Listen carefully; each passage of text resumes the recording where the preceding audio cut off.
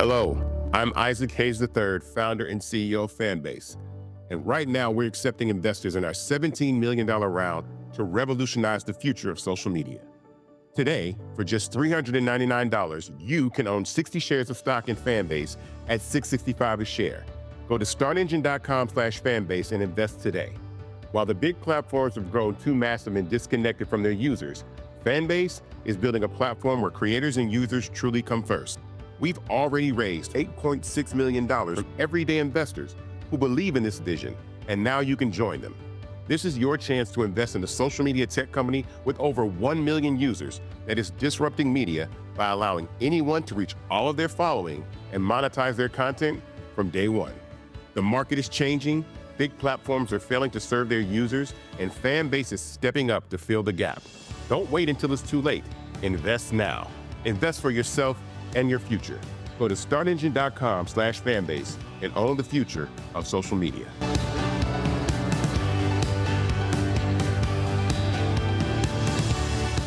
Folks, Black Star Network is here. Hold no punches! I'm real revolutionary right now. Black power. Support this man, Black Media. He makes sure that our stories are told. Thank you for being the voice of Black America, Roland. Stay black. I love y'all. All momentum we have now, we have to keep this going. The video looks phenomenal. See, there's a difference between Black Star Network and Black-owned media and something like CNN. You can't be Black-owned media and be scared. It's time to be smart. Bring your eyeballs home. You dig?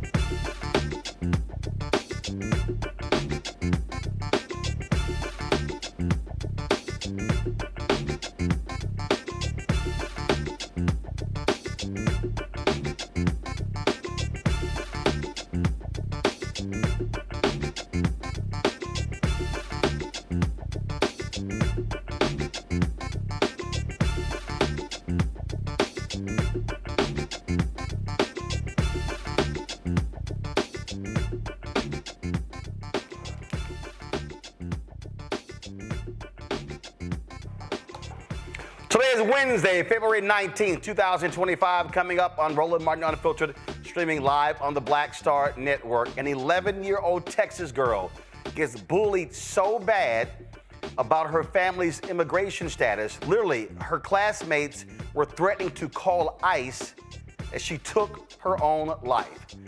Trump's Department of Justice fired multiple immigration judges, but I thought that their focus was on immigration, causing more disorganization in an already backlogged system. We'll talk to one of those fired judges. We'll also talk to a law professor about the repercussions of our children that will face if the Department of Education gets dismantled or severely hampered. We'll be joined by House Minority Leader Hakeem Jeffries to talk about how Democrats are fighting back against this Donald Trump, Elon Musk attack on America. Plus, in our Crocket Chronicles, Congresswoman Jasmine Crockett explains why midterm elections are vital and tells the View audience that if they don't understand how dire our situation is, they will soon find out once Trump's policies fall at their doorstep. That and more. It is time to bring the funk. I'm Roland Martin Unfiltered. On the Black Star Network, let's go. He's got whatever the miss, he's on it. Whatever it is, he's got the scoop, the fact, the find. And when it breaks, he's right on time and it's rolling. Best believe he's knowing. Putting it down from sports to news to politics. With entertainment just for kicks, he's rolling. It's on go, roll, roll, y'all. It's Roland Martin, rolling with Roland now. He's funky, he's fresh, he's real, the best, you know he's Roland Martin now.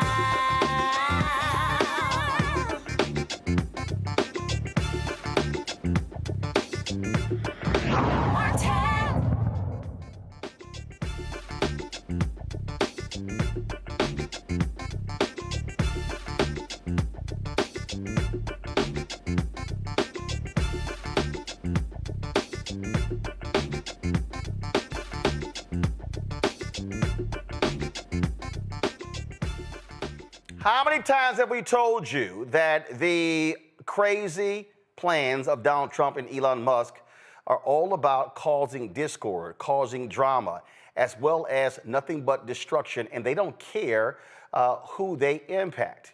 Well, guess what? One of the biggest issues is that how they are firing people left and right, impacting families as well.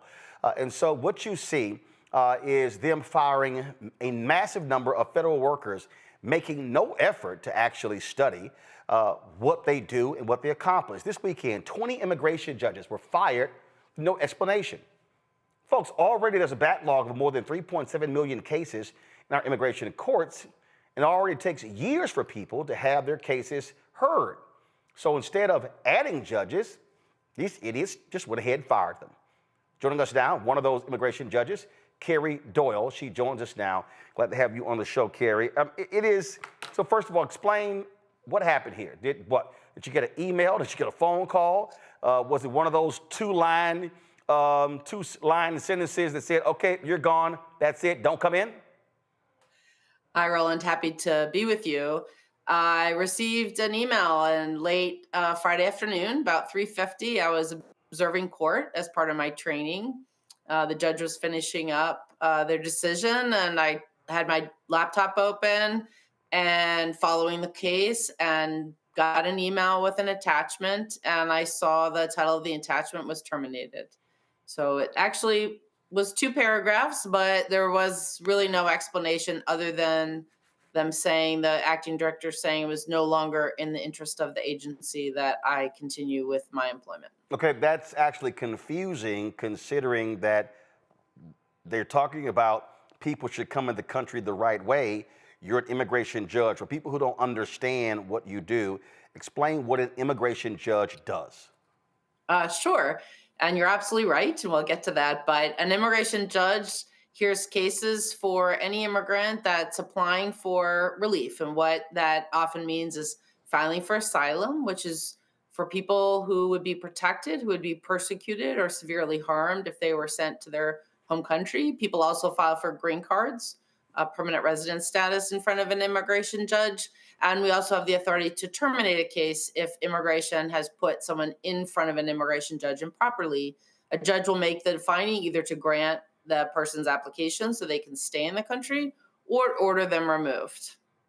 All right. And for those who don't understand, this has been the long-standing practice. This is the policy in terms of how people legally file to come into the United States.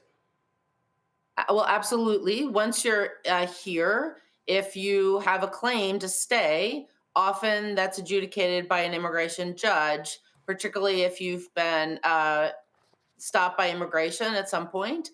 They will usually write up some paperwork and have you see an immigration judge. And to your point, there's currently 3.7 million cases pending before the national immigration courts, with this administration focusing on the arrest and removal of everybody that they can find. Those numbers will only increase. Additionally, the communities that were paroled in, including large Haitian community, Venezuelans, Cubans, and Nicaraguans, they're ending their parole. They'll end up in immigration removal proceedings in front of an immigration judge also to have their asylum cases heard, as well as anyone who has temporary protected status that's being terminated as well. So these numbers will just grow. And as you point out, the hypocrisy of then firing some of the newest immigration judges really makes no sense. And I have really no rational or logical explanation for what happened. How many immigration judges are there in the United States? There are about 700 immigration judges nationwide. Each judge hears between 500 and 700 cases a year.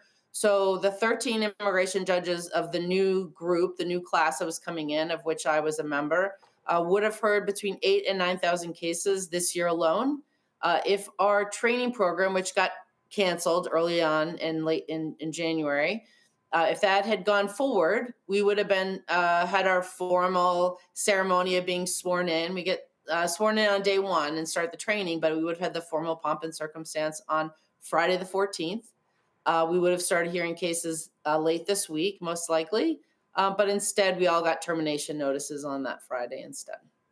And walk us through in terms of what the application is, because this is not like the political appointees where a president gets to pick their federal judges They are confirmed by the United States Senate. That obviously, whether they want to say it's not, it's actually a very political process. So how does one become an immigration judge? Do you apply? Are you recommended by a member of Congress? How does that happen? Right, absolutely. That's a great question. It's a civil service hiring. So with everyone in the federal government, it's a neutral application process. You're hired as an employee of the Department of Justice and the immigration courts. It's completely neutral. You have panels of interviewers that interview you. They're not allowed to ask, nor did they ask any questions about your political affiliations. Going through, you need to have at least 7 years of experience as an attorney. Some folks come in with extensive immigration experience. I've had 30 years of experience in immigration, both representing individuals in the nonprofit and private setting, as well as working for the federal government for the Department of Homeland Security. So I have really unique perspective coming in, but we also had some veterans that were in our group and some folks from different backgrounds. So again, it's a neutral application process, and we're hired the same as the other any other federal employee through a neutral system. And in fact, they are not allowed to ask about your political affiliations or questions in that regard. So they're not allowed to ask for that. What were you doing before you wanted to become an immigration judge? So I was the principal prosecutor for Immigration Customs Enforcement. I was the general counsel, also called the principal legal advisor. So I oversaw 1,500 prosecutors and attorneys out in the field who prosecute the immigration cases. And we also have attorneys in headquarters. And then I also served as a deputy general counsel in the Department of Homeland Security. So I worked on a number of the regulations and the border bill, for example. There was a bipartisan border bill that was proposed and accepted about a year ago that this incoming president then blew up that agreement, and the bill never became law. That would have put a lot of resources into the border, into the immigration courts, and fixed some of the serious problems that exist in our broken immigration system. So again, this is speculation or what you've heard. I mean, do you believe that what the desire here is to appoint hardcore MAGA judges? Honestly, I don't know what the goal is here. I think your guess is as good as mine. I would like to know. There's been very little information shared. As I explained, I mean, our group, the cohort of judges that were coming in, were quite mixed. A number of them were immigration prosecutors, which in the past, when administrations have wanted to focus on being tough on immigrants or being a little more strict, those would be the hires that they would focus on. And so there's been a desire to have a broader group of people coming in.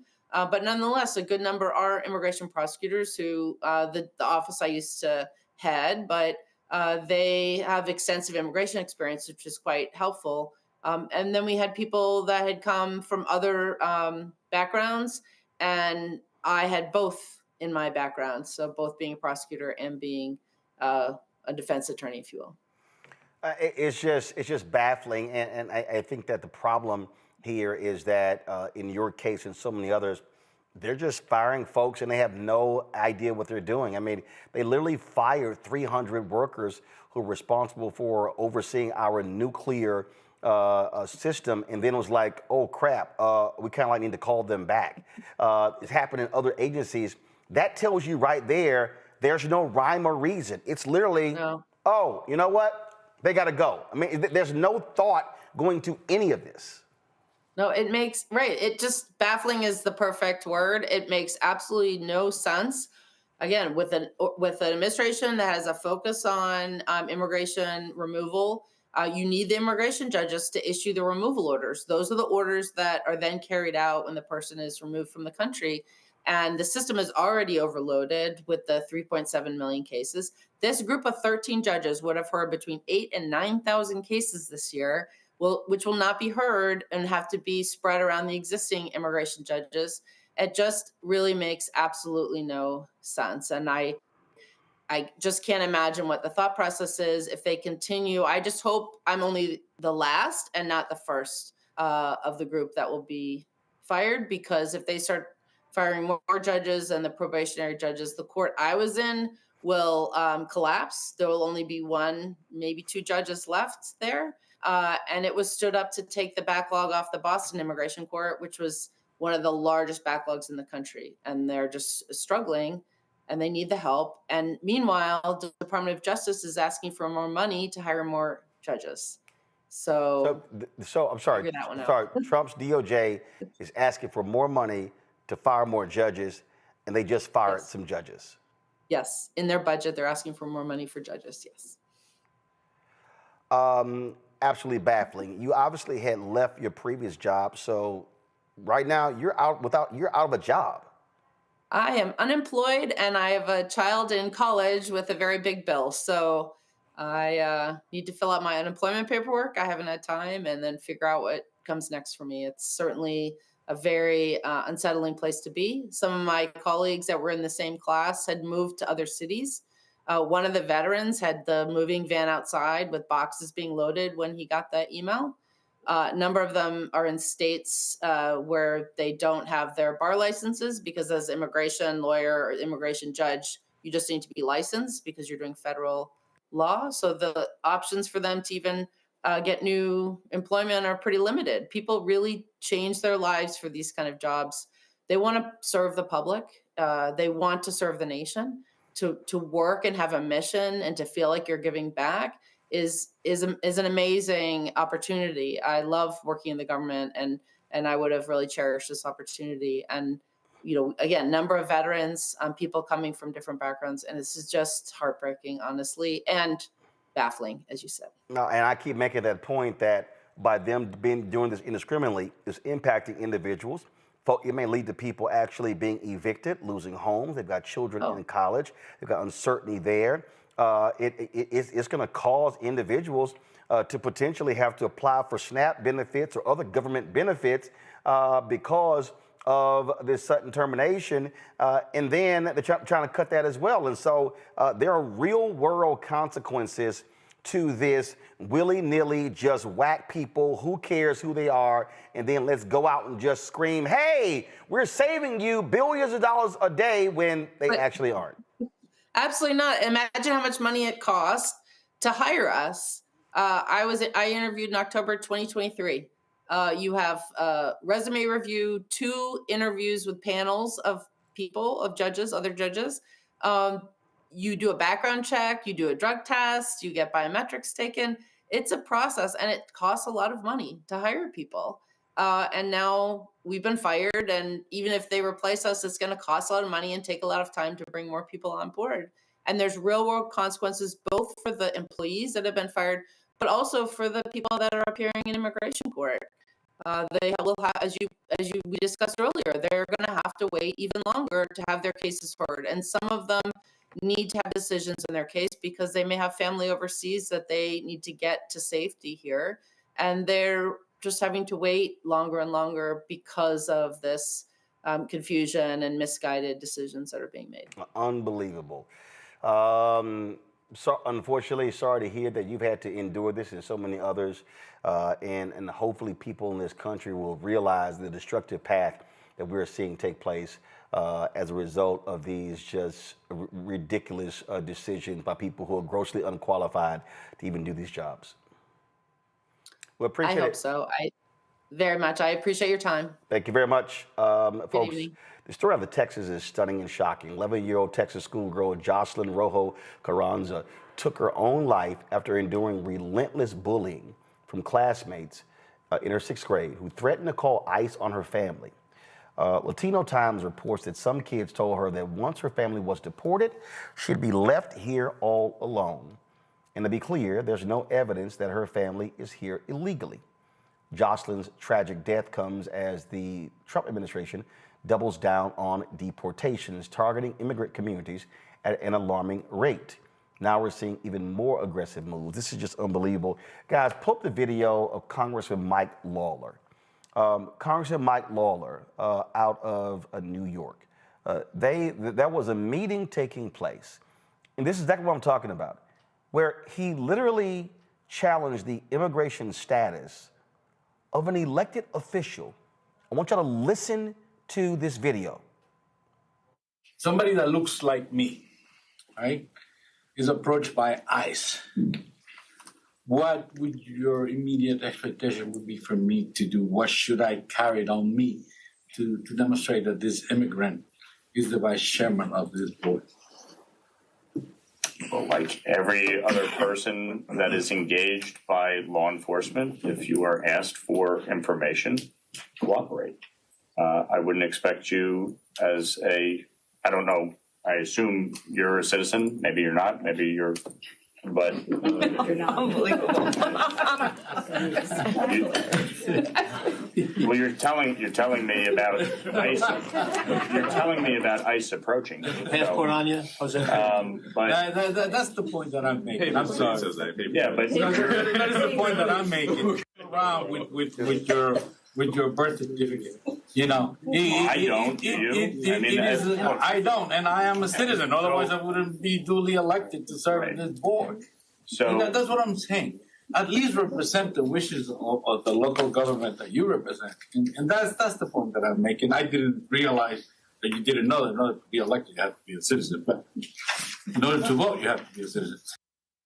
Okay, I just want everybody to understand. The man who was talking, go to my iPad, he was Jose Alvarado, the vice chair of the Westchester County Board of Legislators, a constituent of Mike Lawler. And so why is this important?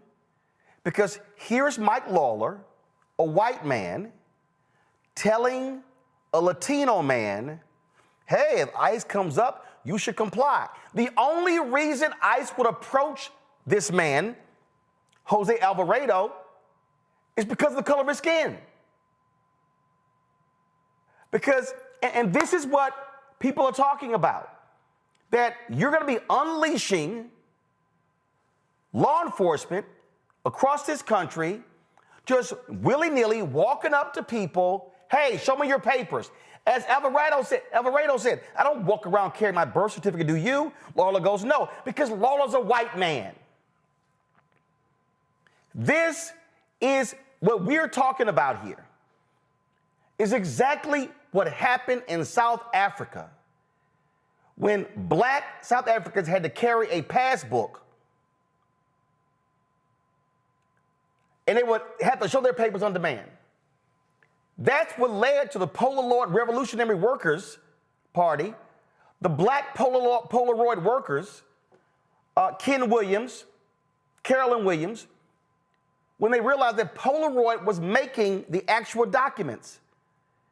And it was that group, the Polaroid Revolutionary Workers, they're the ones who actually started the divestment campaign against South Africa.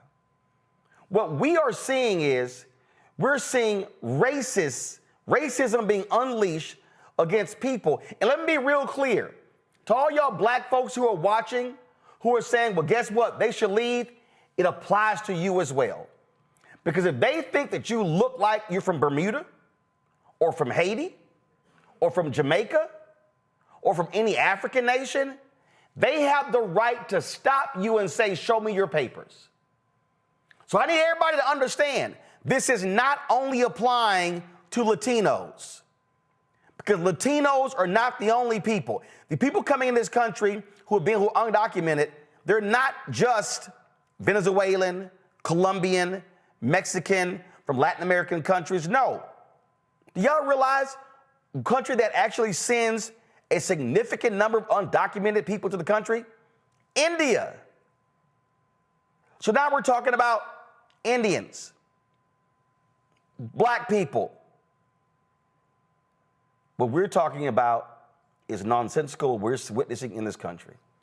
Joy Cheney, founder of Joy Strategies out of D.C., Dr. Zachary Kirk, educator and content creator out of Atlanta, political sis, social media, political activist from Knightdale, North Carolina. Political sis, I'm going to start with you. People just don't understand. This is significant what they're doing. We cannot ignore this reality. This is a racialized attack. After y'all make this round of comments, I'm going to bring a guest in who's the author of a book, The South's Long War on Black Literacy. This is and I have been saying this, I have been yelling this since 2009 for 16 years, that what we had, I said then we are in the beginning stages of white minority resistance. What this is white nationalism and white supremacy. It is an attack on black people, on people of color. Yeah, go ahead and get your papers. Have your passports out, have your birth certificates out, because that's where we're at. I don't understand why black people doesn't realize that this does apply to them. We saw how they treated the Haitian people, so be ready. I'm black. I better have my papers out, because I could be walking to work. Next thing I know, they're coming up on me, and I was born and raised here in North Carolina. I'm a citizen. I don't believe you. They take and snatch me up. It applies to all dark-skinned people, including Indians, yes. Yeah, this is about, if you're non-white, yeah, you're good. And Zachary, if you are a white Latino and they look at you like, hey, you don't look like one of them, you're good. That's essentially the black people who passed for white during Jim Crow. It's exactly the same thing. And it's just such a heartbreaking, like when you brought up the story of the little girl in Texas, and it just broke my heart. Like that whole story has just really captivated me, because that is the result of the hatred that is being perpetuated by the entire MAGA movement. And it illustrates that hatred is continuing down through generations. They have unleashed, or they are perpetrating a type of infestation in this country that's going to take generations to root out, that we're not even beginning to address. It's heartbreaking. Joy, this is 6 years we have this show. It'll be 7 years in September. We have been warning people that this is the case. All of that talk on Fox News and conservative radio and conservative digital spaces, great replacement theory. We saw in 2021, it was attacks on Black Lives Matter. 2022, it was CRT. 2023, it was woke. 2024, it's DEI. What this is absolute white anger at the changing demographics of the country, and what they are doing is shameful and despicable. And frankly, there were so many people, supposedly progressives, supposedly Democrats, supposedly independents, who voted for this. Oh, I'm sorry, they didn't vote for this stuff, they voted for the policies. Well, these are the policies. That's right. And this time there can be no mistake what he meant. Last time, unlike us, many people found themselves confused, thought they were going to get something else. But this time he was very much on the nose, very plain spoken in terms of what he was advocating for. And Project 2025 made it even plainer. So none of those people have any excuse, and we're not going to tolerate this. That was racism.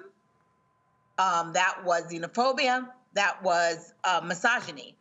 That drove their vote, and how we are here. This is whitewash, and we know what it is. And so, we have to begin naming it, because for some of our white friends, they have a fantasy of themselves that is not, they don't think of themselves as Bull Connor. They don't think of themselves as the person who would be screaming at a Ruby Ridges. They see themselves in a better light. And what we have to remind them is, no, you are that person in history. You will be that person for your own children. And just as a moment of personal privilege, my stepson is Afro-Latino.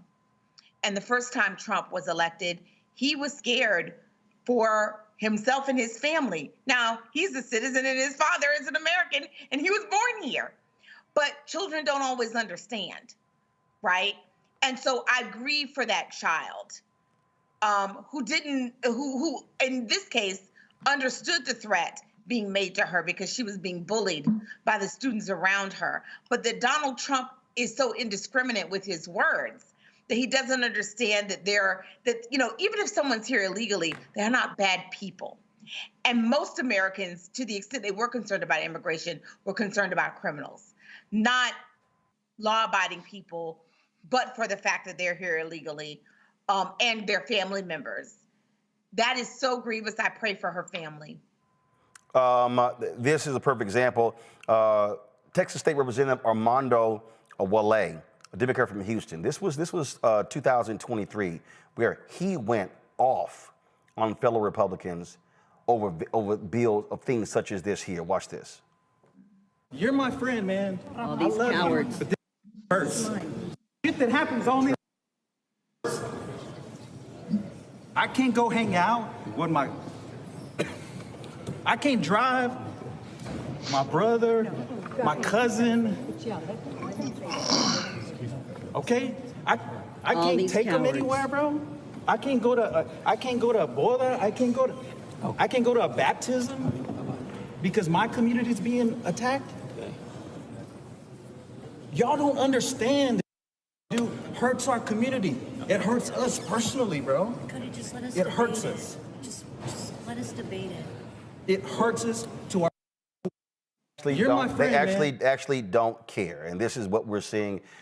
And every Democrat in the country should be talking about that little girl. And this is what happens when you unleash this kind of stuff. These children listen to their parents, listen to what's on television, and they repeat that crap in schools. This girl is dead because they threatened to call ICE on her family, and that is diabolical. And that should not be happening in this country, but it is. It's happening every single place in America. We're going to a break. We come back. We're going to talk about the consistent attack on black folks and black books, black authors.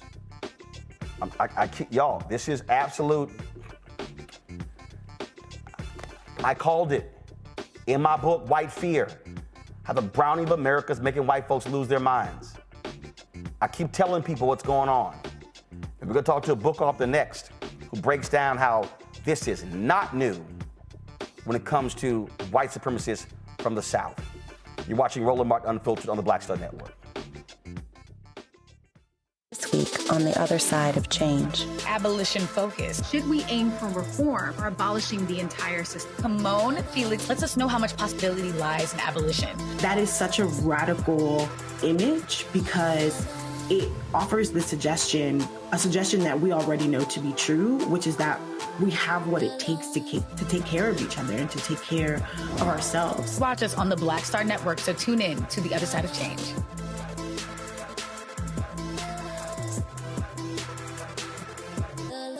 On the next A Balanced Life with me, Dr. Jackie, think about for a moment some of those icky behaviors that you display every now and then. Are you a petty Betty or a crabby Kathy? Where do those less than attractive traits come from? We all have them. And more importantly, how do we get rid of them to make certain that they don't infect other people? Pettiness is something that we all carry.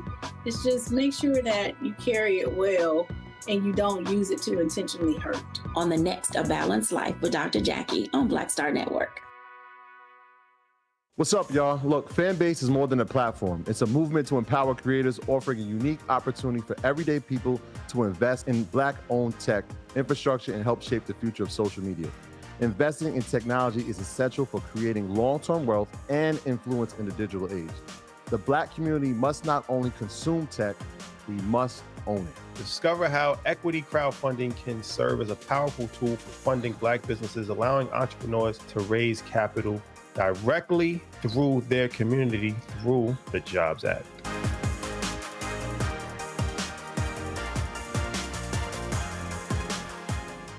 Carl Payne pretended to be Roland Martin. Holla! You ain't got to wear black and gold every damn place, okay? Ooh, I'm an alpha, yay. All right, you're 58 years old. It's over. And you are now watching Roland Martin Unfiltered. Uncut, unplugged, and undamn believable.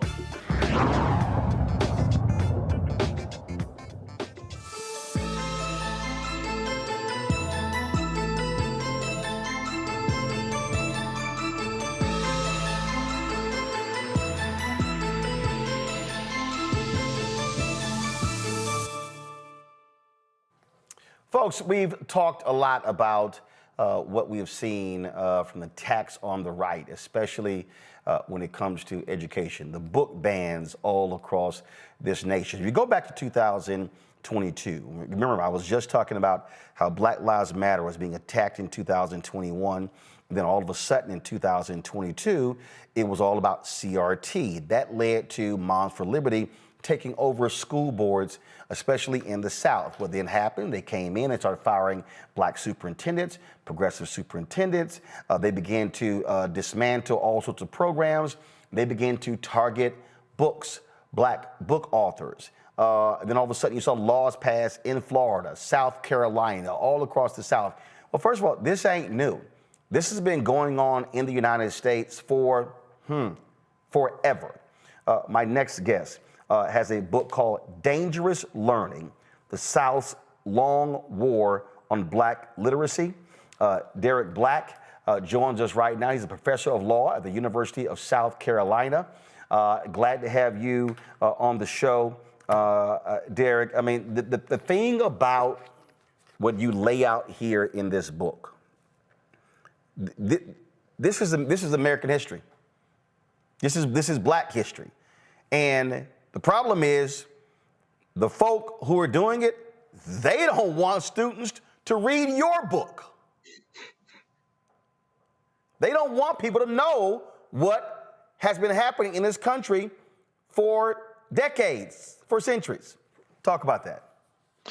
Yeah, I mean, I think there's an interesting part of this history, which is there's this assumption by a lot of folks that black literacy, black reading and writing was always criminalized during slavery. And what I talk about in this story is actually there were black schools in Charleston, South Carolina. There were black schools in Savannah, Georgia in the late 1700s and early 1800s. And it wasn't really until black people demonstrated the power of literacy, they started using that literacy to fight back, that it became dangerous. And at that point, that's when you see the South begin to close in. I start with the man, Denmark Vesey. A lot of people may not have heard of him, but he was born into slavery, actually got his freedom with a lottery ticket, if you can believe that. He'd been hiring himself out, sharing some of the proceeds. He buys a lottery ticket, gets his freedom, and spends the next 20 years developing his literacy. And in the early 1800s, he's reading congressional debates about slavery. He's reading about the Haitian Revolution and that folks there are free. He's reading the Bible and interpreting it for himself instead of what he was hearing at the church. And he starts preaching a message of freedom. And that certainly resonates, right? He writes a letter to the president of Haiti. Will you receive us? He starts making all these arguments, and, there were estimates that thousands of black people were ready to follow his lead. And it really is only when that story slips out at the last moment that, at least in South Carolina, whites go, wait a minute, this sort of reading and writing thing is pretty dangerous, and we need to start cracking down on it. There's some other figures, happy to jump into them, but I want to follow your lead. But you have this sort of, decade or so in which black people are demonstrating how powerful reading and writing is, and that's what causes the repression prior to the Civil War. Well, first of all, James D. Anderson makes that perfectly clear in his book, The Education of Blacks in the South, 1860 to 1935, because there were so many slaves. He talked about one woman who said she was responsible for more slaves being killed than a white plantation owner because she was teaching them how to read. And the reality is those white plantation owners understood that there was power in that book. Frederick Douglass said, once you learn to read, you will be forever free.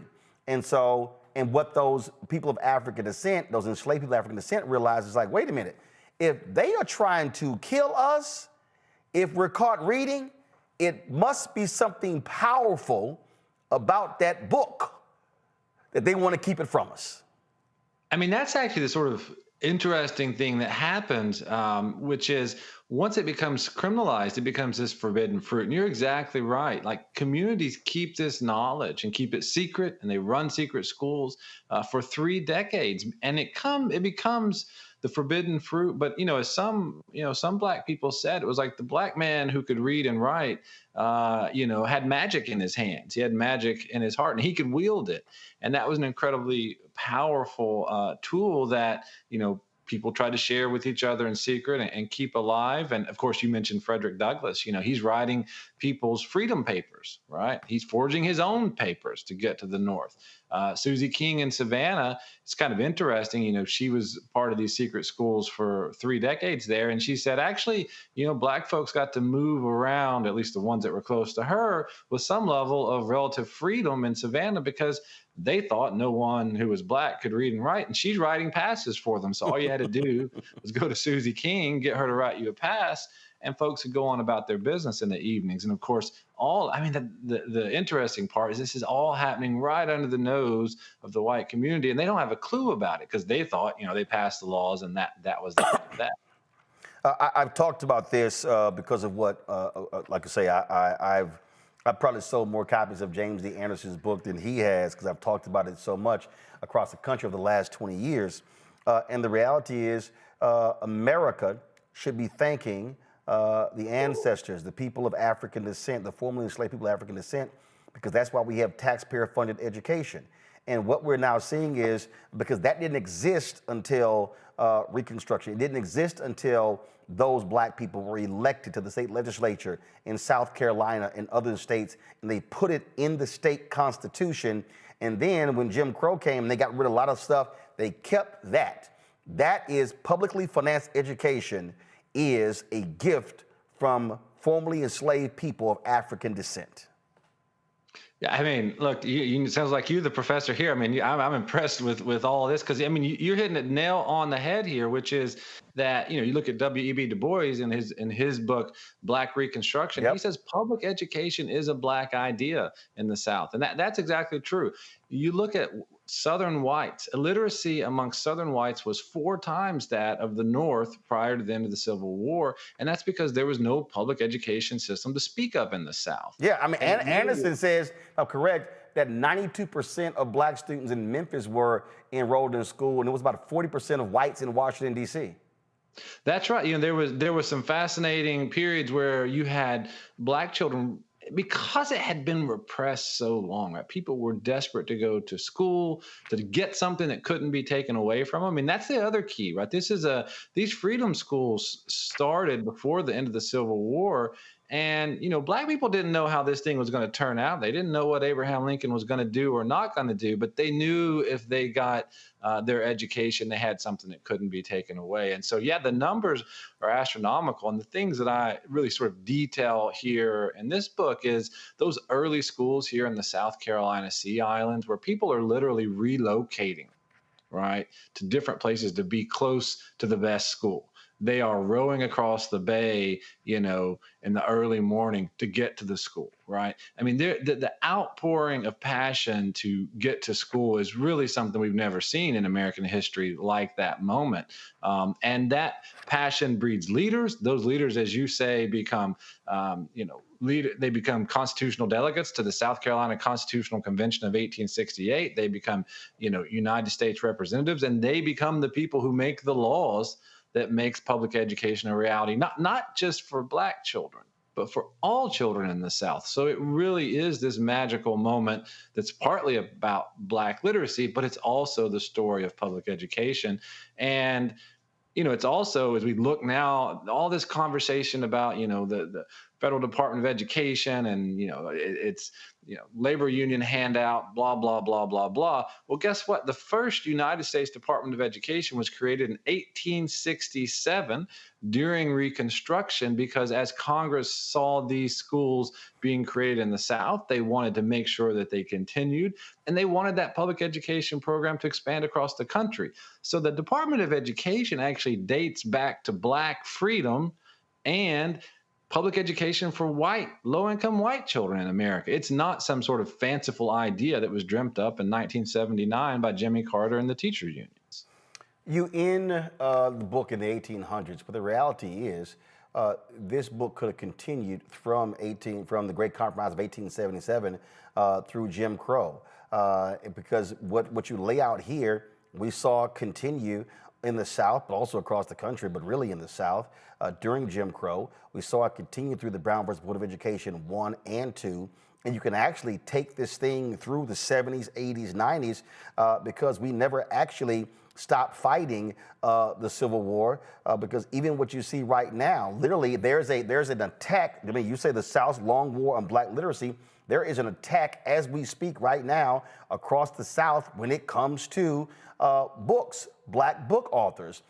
subjects that deal with the issue of race. Laws being passed that, oh, if somebody white is uncomfortable with a topic in the classroom, then if they complain, the teaching has to completely cease. These are laws that were passed in Florida. So this long war didn't stop in the 1800s. It's present today.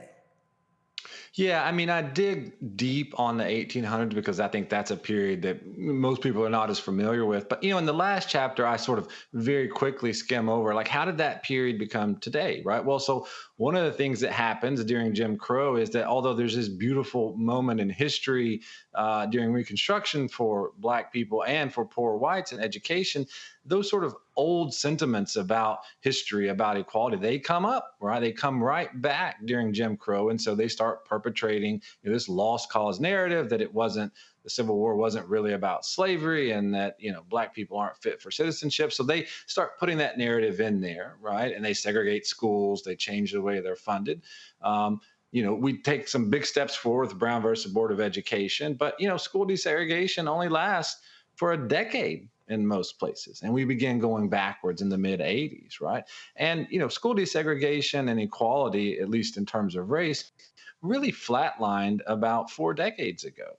But what happened, and I talk about this in the book, is that, after George Floyd's murder and the murders of others, we had a new push for equality in America. We had, at least in our schools, we had a new push to be more inclusive. We had a new push to think about, maybe we should think more seriously about our history. And that's when we have another backlash. And so what this book really is a story of, 2 steps forward. Hopefully it's only 1 step back. But, the arguments that we hear today, they echo of the past. You mentioned making, white folks uncomfortable with history. I point out that when we hear legislators saying, we shouldn't teach this history because it makes white people uncomfortable, it reminds me of John C. Calhoun, the senator from South Carolina, arguing that the discussion of slavery should be banned in the halls of Congress because it injures white honor, it injures Southern honor, and therefore they impose a gag order on the United States Congress. And so this uncomfortability with self-critique of America, or the South uncomfortability with the less rosier parts of its history, is, as you say, it's not new. It's been there, and we're still struggling as a country to come to terms with a difficult past. I believe, because you brought up the death of George Floyd, May 25th, 2020. When that happened and I saw the reaction, I said, this is a third Reconstruction. And I said then, but this third Reconstruction has to last a minimum of 20 years, unlike the first 2 Reconstructions. And the reason I thought, and I also, we can pull the tapes of what I said then. What was so dangerous about that was because the Black Lives Matter movement was the first Black movement for social justice in American history where a majority of Americans approved of it. And I said then that was the most dangerous thing to white America, because you had young white folks who were understanding, who were seeking out other sources, who were learning about the real history, not his story. And I kept warning people, the backlash is coming, it's coming. And as that thing was developing, then when I began to see the attacks on BLM, then the attacks on critical race theory, where Christopher Rufo publicly stated they wanted to lump anything dealing with race under CRT.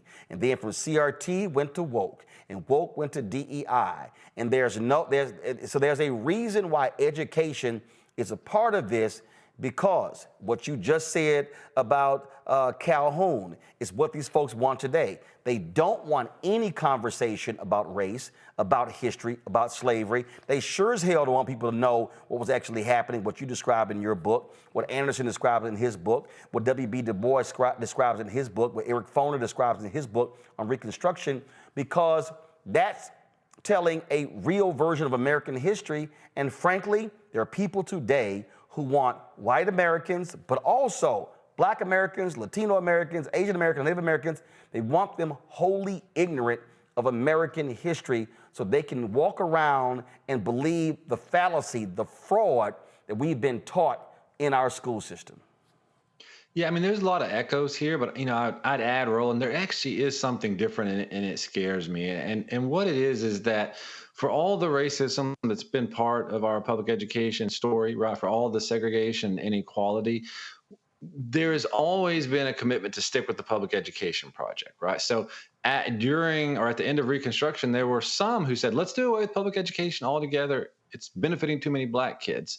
And a lot of white legislators said, yeah, and we can segregate these schools, we can make them unequal, but let's keep this public education project, right? After Brown versus Board of Education, Virginia passes a statute that says, let's have private school vouchers and you can just close your public schools.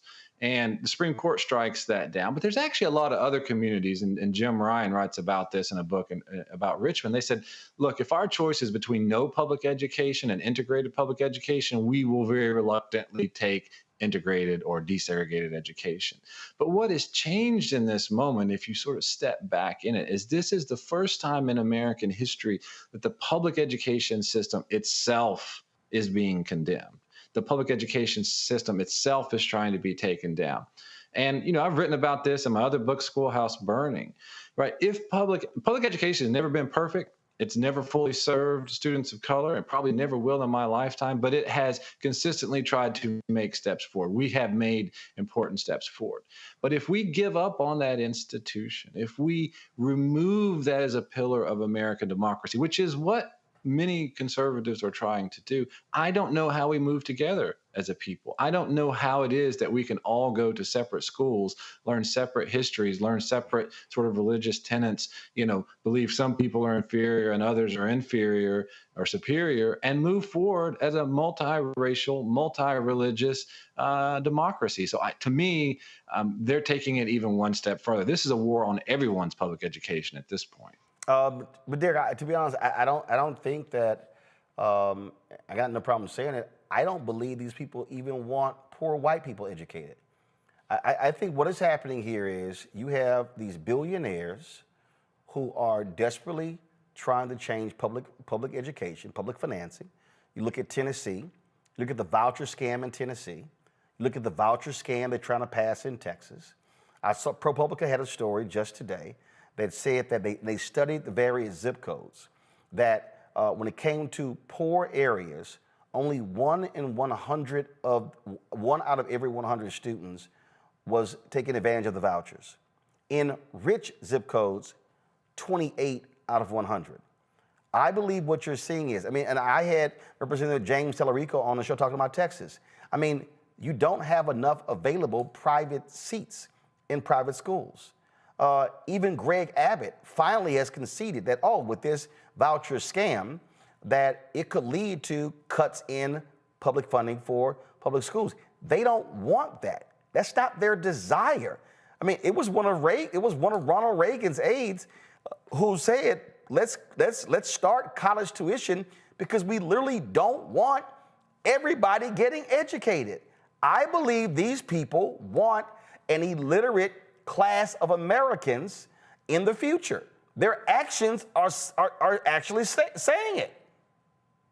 Yeah, that's one of the things I wrote a lot about this in public in Schoolhouse Burning is, particularly this sort of anti-government sentiment. Like if you're anti-government at the federal level, then you're against Social Security and you're against Medicaid. If you're anti-government at the state and local level, you're anti-public education because that's the largest institution. That's where most of the taxes go. And so a lot of the billionaire and wealthy class actually just want to remove poor people from the public budget. Like, why are they spending money on someone else's education?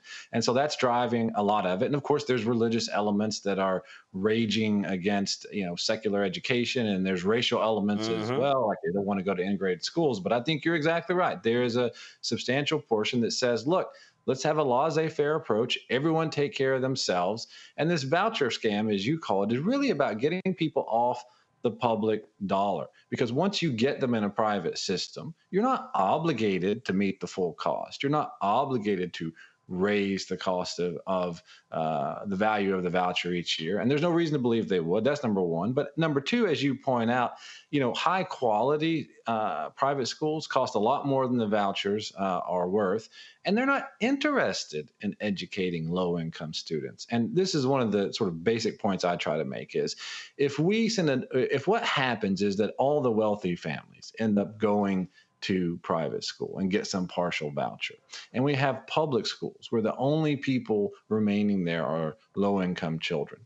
The public education project, as we know it, is over at that point. I mean, back in the 1800s, we had what we called pauper schools, which were just sort of for the poor and neglected children. And it never worked well, right? To the extent our public schools have been a success, it is because they are community schools. It is because they serve everyone.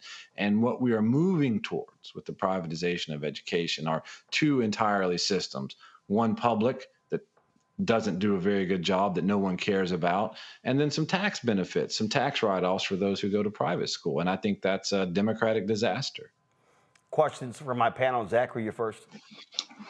So this is brilliant. I really appreciate this. I can't wait to get the book as someone who's done 17 years in public education. I'm loving it. Here's a question that I have. We're looking at massive cuts coming from the federal government and the Trump administration to the Department of Education. What do you think will be the impact on Black and brown children in this country as a result of those cuts at the federal level? Yeah, I mean, one thing I worry about, so one thing they're talking about is block granting the money, right? Which is to say the states can take it and spend it however they want. So the way that federal dollar comes out right now is that you can only spend it on low-income students, and so it has to go to those schools. So, Texas can take that money and give it to suburban schools if they want. I don't know what they're going to do. So that's problem number one, is the students who actually need the money, right? The students who this is set up for and who have extra needs, right? They may not be getting that money. And that's a big problem. And that's what I worry about most. But there is an irony here, which is, all these red states are saying do away with the department, do away with Title I, et cetera, et cetera. Look, and if Massachusetts wants to, it can walk away from the federal dollar. Like, it can support its system. If New York wants to walk away, it can do it. But guess what? Oh, the blue states can do it. Needs that money. Red states can't walk away. That's right. I have one brief follow-up. And it's this. As someone with the vast historical knowledge and context, right? Like, I'm looking through history to see times when Black people have faced similar situations and been able to overcome those situations. Can you think of a time frame that you're familiar with, or a situation or an example of when public education was under an attack like this, and the future of educating Black and brown children, specifically those who may live in rural poverty, was at such great risk, but Black people and the community found a way to overcome it? Yeah, I mean, look, Roland talked a lot about or mentioned Jim Crow, but I mean, there's a lot of perseverance there. I mean, there was this moment in Mississippi in particular when they were debating, what we're going to do at the schools, poll taxes, et cetera, et cetera. And Black leaders said, look, as long as those school doors stay open, right, we got a shot at citizenship. You want literacy tests to vote? Fine. We'll overcome. Now, of course, there's other things that came into play, but what you see is a period of the most educated, most sort of well-to-do Black folks leading schools, like lifting children up. And look, they were fighting against the odds, but there's a lot of success during that period. And so we need to hold that up. It certainly is a dark period in terms of public policy, but in terms of overcoming the odds, there's tremendous stories there. Or to back up even more, the secret schools during slavery, right? I mean, reading and writing was criminalized, but yet people found a way to keep running schools without the authorities knowing it, to keep that hope alive. I mean, it's unfortunate that we're talking about fighting against the odds in that way here in 2025, but at least the Black community has found a way to do that over time.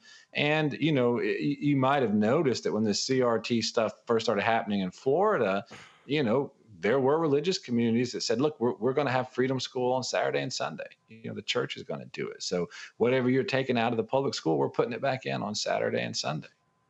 Joy. So there are so many things I could talk about here, but I know we're short on time. Let me just challenge you on one thing. One of the reasons why we are seeing the attacks be more effective on public education is because, frankly, we have a generation of parents who were poorly educated by the public education system. And so they're looking at it and they're saying, what's my child getting from it? White parents, Black parents, Latino parents, Asian American parents, et cetera. What do we do about that? Because I do think you're right. This time feels different. And I think that one of the things that feels different is that people have their own experience. And we don't want to be Democrats who are being tone deaf and saying, let's bring back a public education system that people think has failed them. Yeah. So a couple of things. I mean, let's stipulate right now that there's been no period in history in which our public schools have fully met the needs of poor children or Black children. Right? That's a given. But I mean, I guess I would push back on this sense of disappointment. Look at election night this past November. And in Kentucky, where Donald Trump collected 64% of the vote, there was a school choice bill on the statewide referendum to change the Constitution to allow this privatization. And guess what? In that Republican state, 66% of Kentucky folks voted against it, right? So more people voted against the privatization of education in Kentucky than voted for Donald Trump. Same story in Oklahoma on that same night. I'm sorry, Nebraska on that same night. We've been talking about Texas on here. Look, Greg Abbott held 4 special sessions and refused to allow the legislature to go home because it wouldn't pass a voucher bill. That's where rural Republicans stood on this issue. So what did he do? What did the billionaires do? They primaried every these are rural white Republicans, to kick them out of the Republican Party in the state of Texas. Yep. So what we really have is a small group of political, well-moneyed folks that are spinning this narrative, raising money off of it, passing bills. But I don't think this is what regular folks want, regardless of political party. No, they don't. But that's also what happens when people don't vote, when they actually sit elections out. When 90 million people don't vote in the federal election, then that's what you actually see. Political sis, real quick, go ahead. Thank you so much for coming on. That's one thing I want you to try to explain to the audience is that not having public education, when they take money away from public education and put it to the voucher programs or voucher school programs with schools, can you explain to the audience how it affects people, especially poor people in rural areas, in reference to transportation, in reference to being able to discriminate against your children's disability or religion? Can you explain that? And one more question, I hope you don't mind me asking. Can you also explain the importance of us having federal loans, grants, especially when it comes to Black women, because we rely on those programs so much? Thank you. Well, you threw a lot at me. I'm going to try to get some of it. You may have to follow up what I missed. but let me say that, I mean, first of all, just because 10 kids leave or 20 kids leave on a voucher from a public school doesn't mean the cost goes down, right? So number one, those schools still got to run the same bus routes, same number of lights it got to be on, same number of teachers. The heating bill is the same. So, you lose 20, 30, 40, 50 kids and you lose $200,000, $300,000, $400,000, your bills are still the same. So the public school has to make a choice. Is it going to cut services or raise taxes? So that's where we're at on that. On the private side, and I'm glad you raised it because we haven't talked about it, we're talking about taking public dollars and sending them to private institutions where there are no protections. As one of my colleagues at the Southern Poverty Law Center said about 4 years ago, the further our children get away from the public school, the less we can protect them. There is no protection for sexual assault. There is no protection for sexual discrimination. There is no protection for racial discrimination. There is no protection for disability discrimination. There is no protection for religious discrimination, right? So, and I'm not saying all private schools are doing that. But what I am saying is even if you were okay with this sort of voucher scam, as Roland called it, like there ought to be some protections. This is public money, and we ought not be giving our money, our public tax dollars, to institutions that discriminate. And when you raise this in the state house, they scream and holler, no, we can't do that, private choice, and let the parents decide. I mean, I'm not okay with parents deciding to discriminate against other children. To me, that's just sort of a non-negotiable. But that's what we're doing with a lot of these private dollars. Indeed. For the folks who are watching, the book is called Dangerous Learning, The South's Long War on Black Literacy. Derek Black is the author. Derek, glad to have you on the show. Thank you very much. Thank you. Folks, we come back. More to talk about the craziness happening in this country. We're also going to be joined by the Democratic House Leader, Congressman Hakeem Jeffries. What is his plan to combat BAGA? I'll ask him directly right here on Roland Martin Unfiltered on the Black Star Network. Don't forget to support the work that we do. Join our Bring the Funk fan club. The goal is to get 20,000 of our fans contributing on average $50 each. It comes out to $4.19 a month, 13 cents a day. And so when you support us, that's what it matters. And so if you want to give to us via Cash App, use the Stripe QR code. It's right here. If you're listening, go to blackstarnetwork.com for it. You can also contribute to us via check and money order.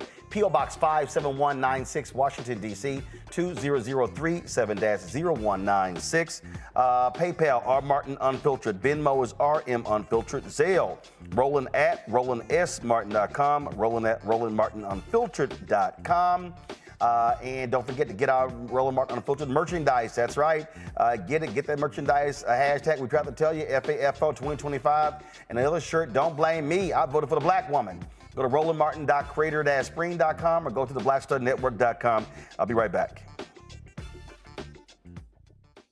This week on the other side of change. Abolition focus. Should we aim for reform or abolishing the entire system? Timon Felix lets us know how much possibility lies in abolition. That is such a radical image because it offers the suggestion, a suggestion that we already know to be true, which is that we have what it takes to take care of each other and to take care of ourselves. Watch us on the Black Star Network, so tune in to the other side of change. On the next Get Wealthy with me, Deborah Owens, America's Wealth Coach, you'll learn how wealth begins at home and how it can set the right path and the right course. Wealth building, specifically in the Black community, is about making sure that we have assets that can last beyond our lifetime. That's right here on Get Wealthy, only on Black Star Network. This is Tamala Mann. And this is David Mann. And you're watching Roland Martin Unfiltered.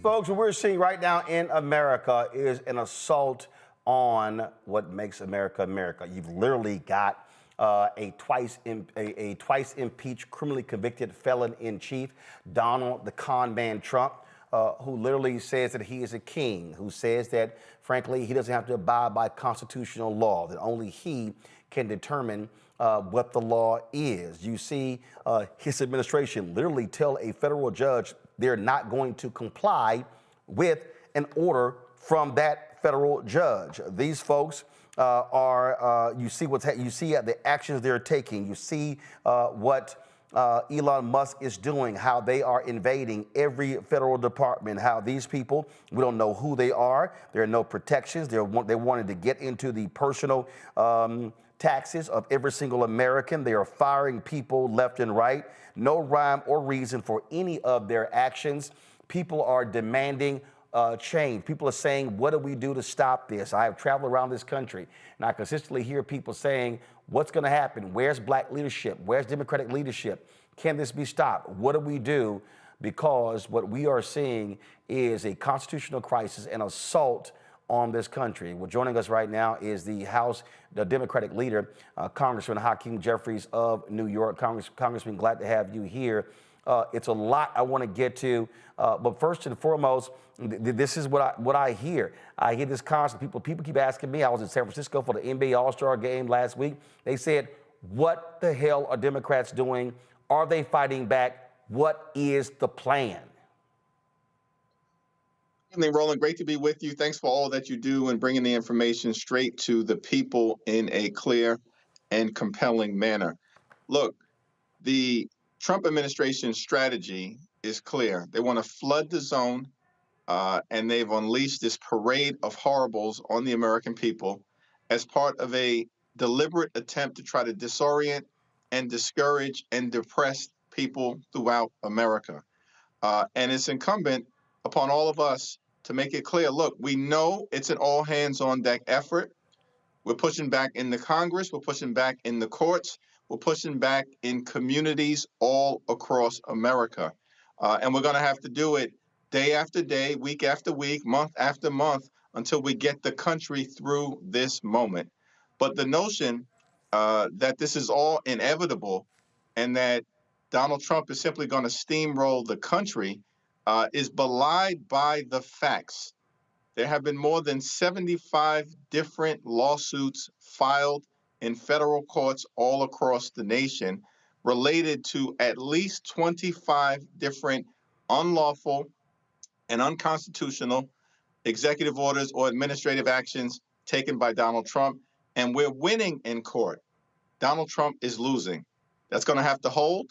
We're going to have to continue to follow the process all the way through to the end. But we're winning in court. We're not losing. He's losing. In terms of the community and making sure that we can bring the information directly to everyday Americans on the ground, in town hall meetings, at rallies, in the living room, on social media, and in every possible way, it's going to be critically important for us to continue to press forward in that regard. Abraham Lincoln once made the observation that public sentiment is everything. With it, nothing can fail. Without it, nothing can succeed.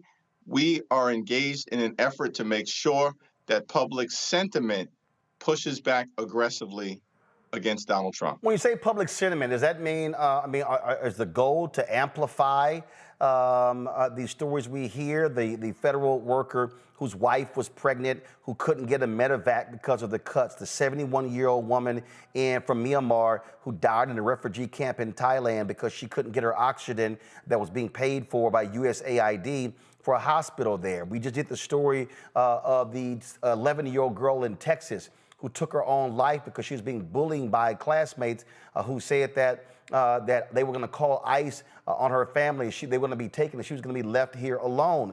We even played a video of one of your colleagues, Congressman Mike Lawler from your home state, who literally talking to a Latino legislator in Westchester County, where he was like, well, hey, if ICE comes up to you, you need to comply. And the guy was like, what are you talking about? I'm an American citizen.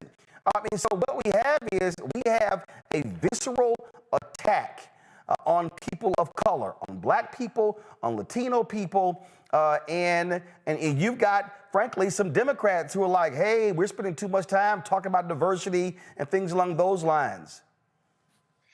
The elevation of these stories is going to be critically important because at the end of the day, the far-right extremism that is being unleashed on the American people has real-life consequences for everyday Americans in our community and in communities all across the nation. And we've got to elevate these stories, continue to tell these stories, and do so relentlessly, exceeding the intensity by which these unlawful executive actions are being unleashed on the American people. And that's what we will continue to do. We're thankful for the work, Roland, that you've been doing in that regard, and it's going to be necessary. Look, the central scheme that is taking place here is that Donald Trump and Republicans consistently promised to lower the high cost of living for everyday Americans. We recognize that housing costs are too high, grocery costs are too high, childcare costs are too high, utility costs are too high, and insurance costs are too high. America is too expensive for far too many people. That should not be the case in the wealthiest country in the history of the world. Things need to change. Republicans promised to try to address the high cost of living, but they don't have a single bill, a single idea, a single initiative related to making America more affordable. Why? Because it was all a bait and switch. At the end of the day, what they really want to do is pass a budget that provides massive tax cuts for their billionaire donors and wealthy corporations. And then the third part of the scheme is to stick working class Americans, communities of color, and everyday Americans, including children, people with disabilities, and seniors with the bill by doing things like decimating Medicaid. Obviously, they want to, first of all, last night on Fox News, Donald Trump said there'll be no touching Medicaid and Medicare, Social Security.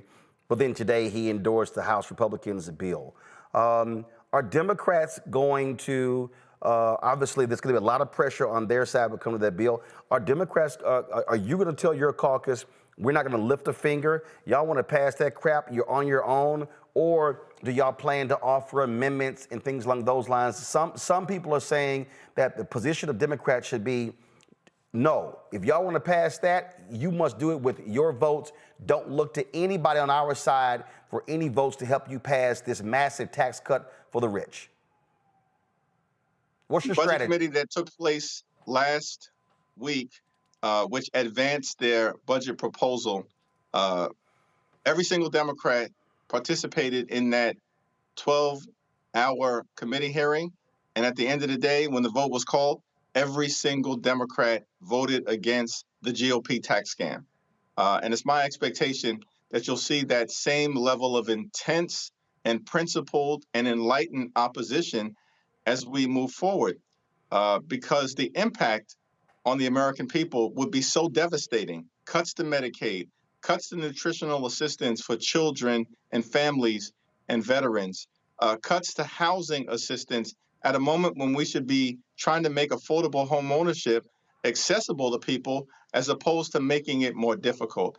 Next week, it's our expectation that the Republican tax scam will be on the floor of the House of Representatives. We'll be able to debate it extensively and reveal for the American people what it's all about, why it will be so harmful, and why we, of course, are going to do everything that we can to stop it. Some Democrats said that they've been critical of a video that was circulated, that was edited, where you said, hey, we don't have any leverage, we don't have any power.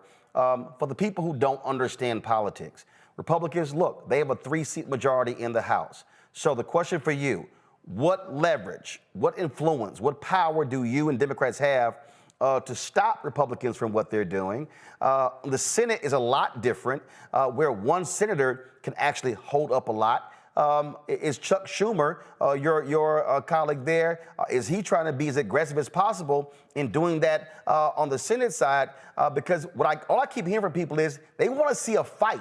They want to see Democrats breathing fire, firing away, and saying that we are going to do all that we can to stop the MAGA right from, frankly, destroying the country.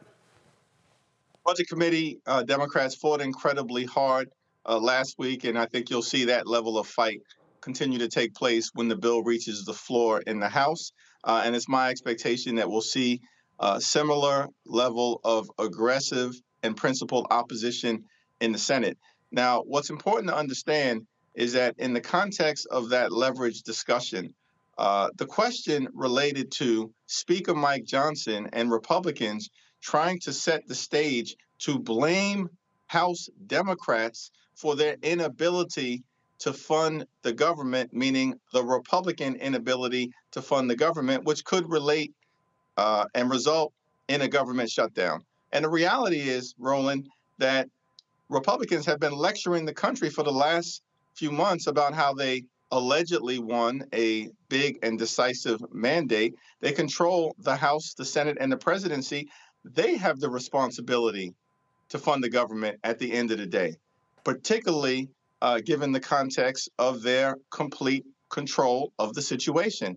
And the notion that they would try to blame Democrats for their inability to govern is something that it was very important to shut down and make clear to Speaker Johnson that we are not going to let them get away with perpetrating that lie to the American people. At the same period of time, of course, we're going to fight as hard as we can to hold the Republicans accountable if they decide to support this bill that will be on the floor next week. All we need is 3 Republicans to join with the 215 Democrats that we have in the House right now, and we can stop any of this bad stuff from happening, from ever becoming law. But we cannot allow these Republicans to escape accountability. At the end of the day, they've got children, they've got pregnant women, They've got people with disabilities. They have seniors in nursing homes. They have rural hospitals, all of which will be devastated by the up to $880 billion in potential Medicaid cuts that are being proposed. And we will not allow them to duck and dodge and hide and not have the attention put on them where it should be at this moment in time. You created a rapid response team to respond and drive out information.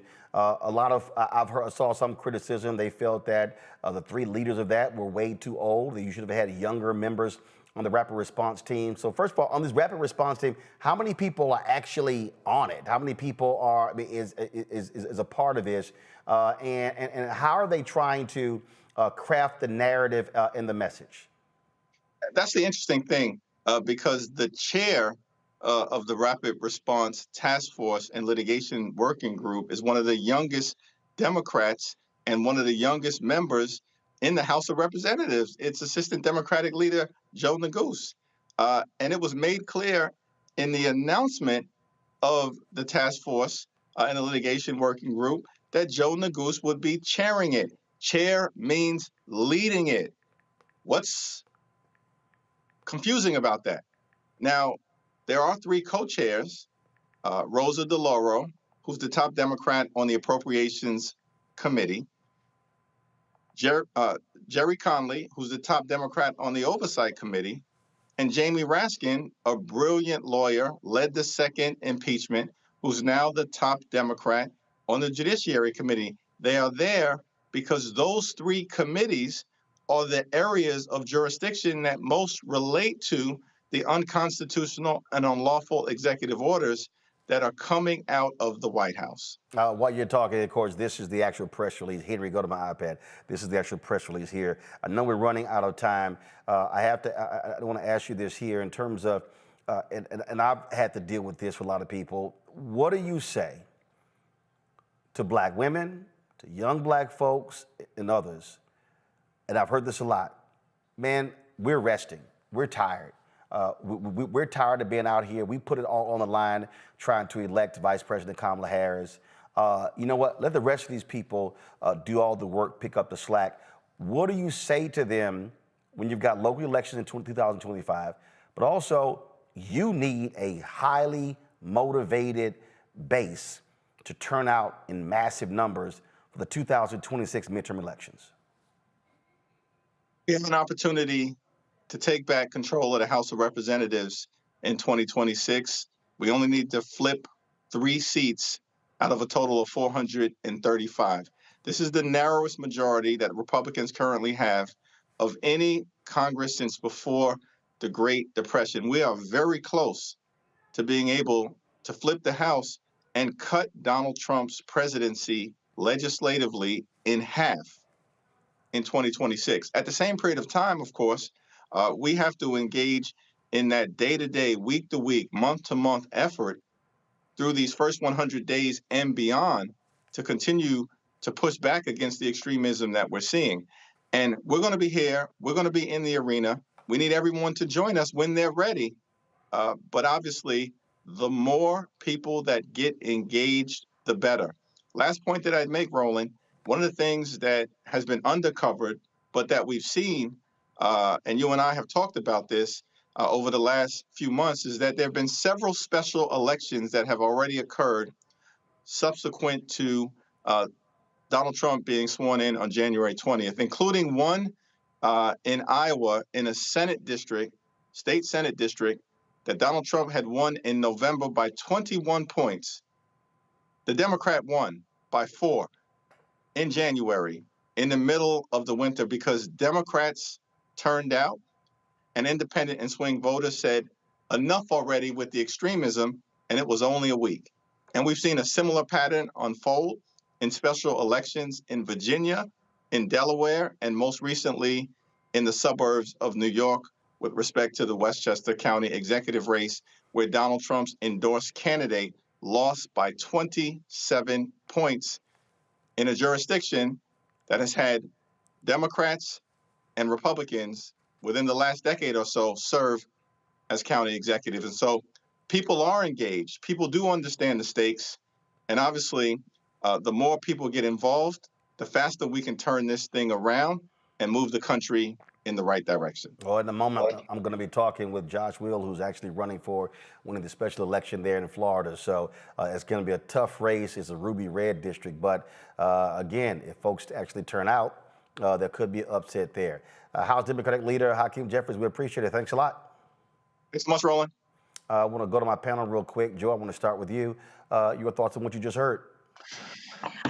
I loved everything I heard, but I will tell you this, and we've heard it on this show. The American people are looking for visible leadership. I know everything Leader Jeffries is doing. I know everything the Democrats are doing, and I'm excited about it, but I live in D.C. and I work in politics. For the average American, they are saying, I don't see it. Who is fighting? Who's fighting for me? Where's the person who comes on at 4 o'clock in the afternoon to, give the debate? The counterpoint to what Donald Trump is doing, somewhat, a la what Governor Cuomo used to do, where they want that kind of visible fight. And this is something Democrats, I think, have just never been great about, showing our work. At the end of the math exam, you got to put a box around it and say, this is how I got here, but this is my answer. And you got to show that work. We've got to show our work. And, I've said things to folks privately. I'll say it here. I'd love to see Schumer and Jeffries bring together folks every afternoon to talk about what they've done and to bring in other people. And if it's not them, some of the former leaders who've been leaders of our nation. This is the time, especially if you think you're going to run for president in 4 years. To hell with that. We want to know what you're doing now. If you're not doing it now, it's going to be a hard sell later on, because Donald Trump is putting wins on the books that are going to be hard to undo. And so I want Democrats to show their work. And so that would be my challenge. That's what I was thinking while he was talking. Zachary? Look, I've been waiting for this moment, Roland. I've been waiting for this. It's going to be a lot coming out, so just brace yourselves. I hope I don't say any bad words. Love Minority Leader Jeffries. Huge fan of his politics and his work. But we have got to move forward into 2025.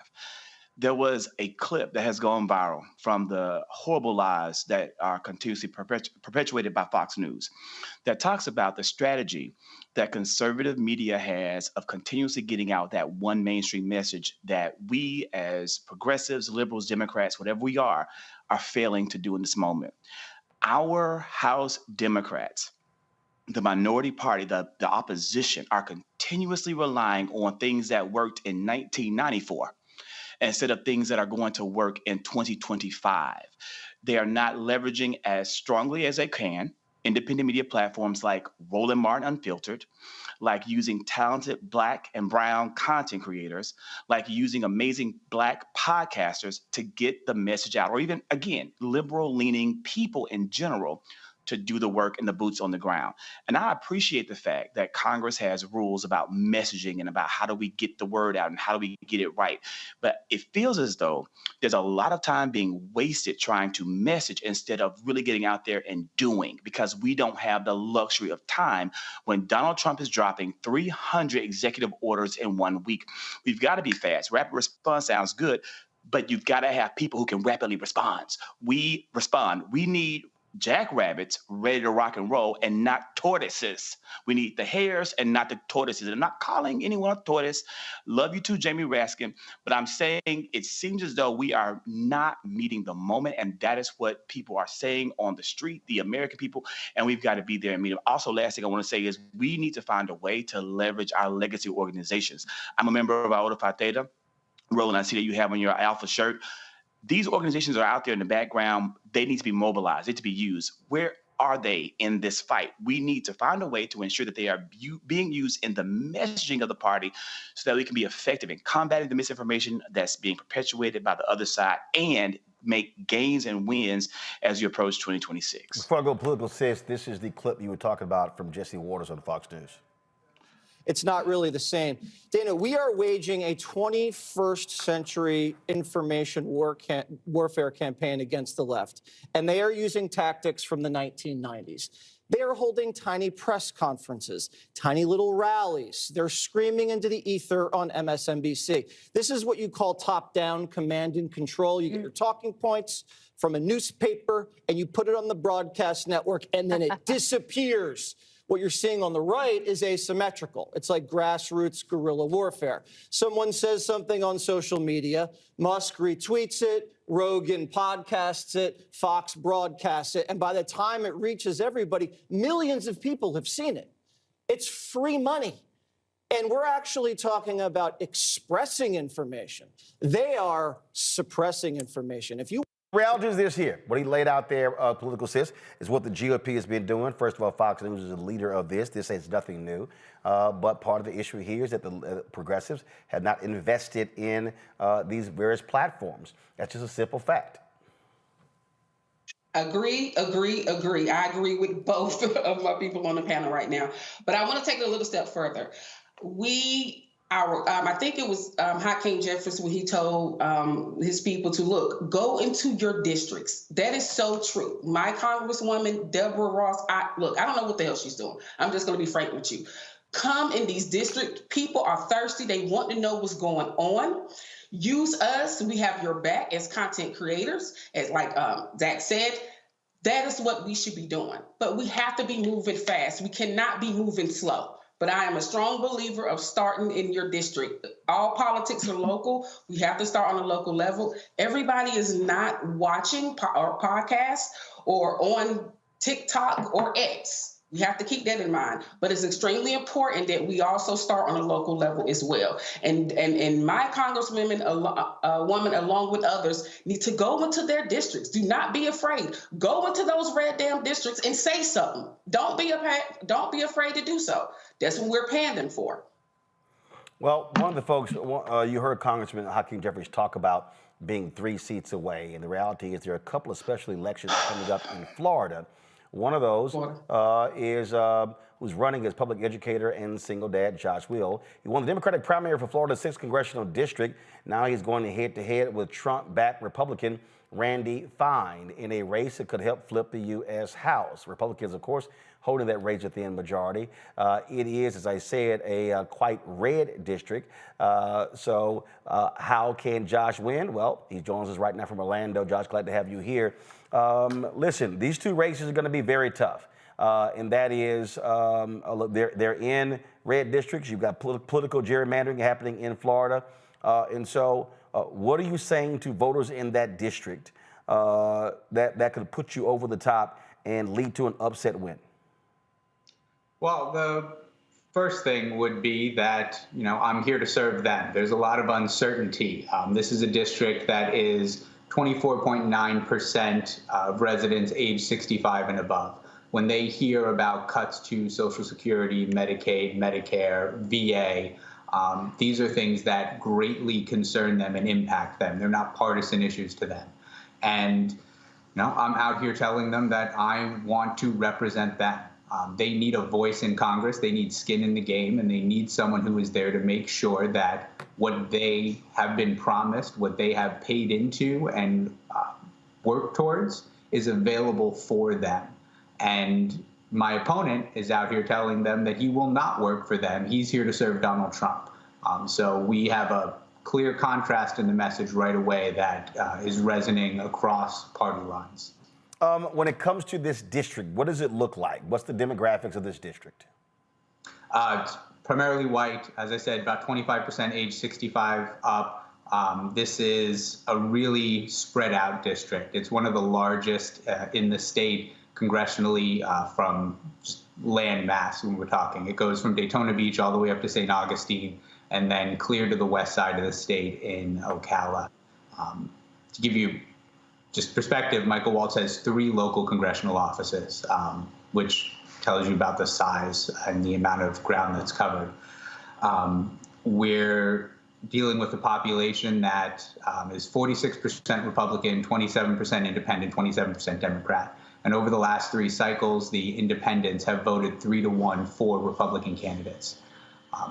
This district went to Mike Waltz by 32 points in the November election, but it's, according to voter registration data, 19 points Republican.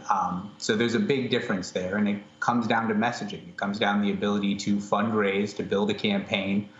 The previous Democratic nominee, Bishop James Stockton, is a great man. He would have been a phenomenal representative for the people here in Congress, but he was only able to raise $34,000 for his race over 2 years. And you can't build a field team. You can't get your messaging out with $34,000, especially when your opponent has $3.4 million. When you're outraised and outspent 100 to 1, you're not going to win messaging battles or get out to voters.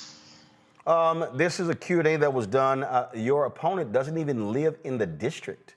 Come on, go to my iPad. He's right here. It says, and then he was asked, he said, I don't have to move there in order to run again. I can live in Key West.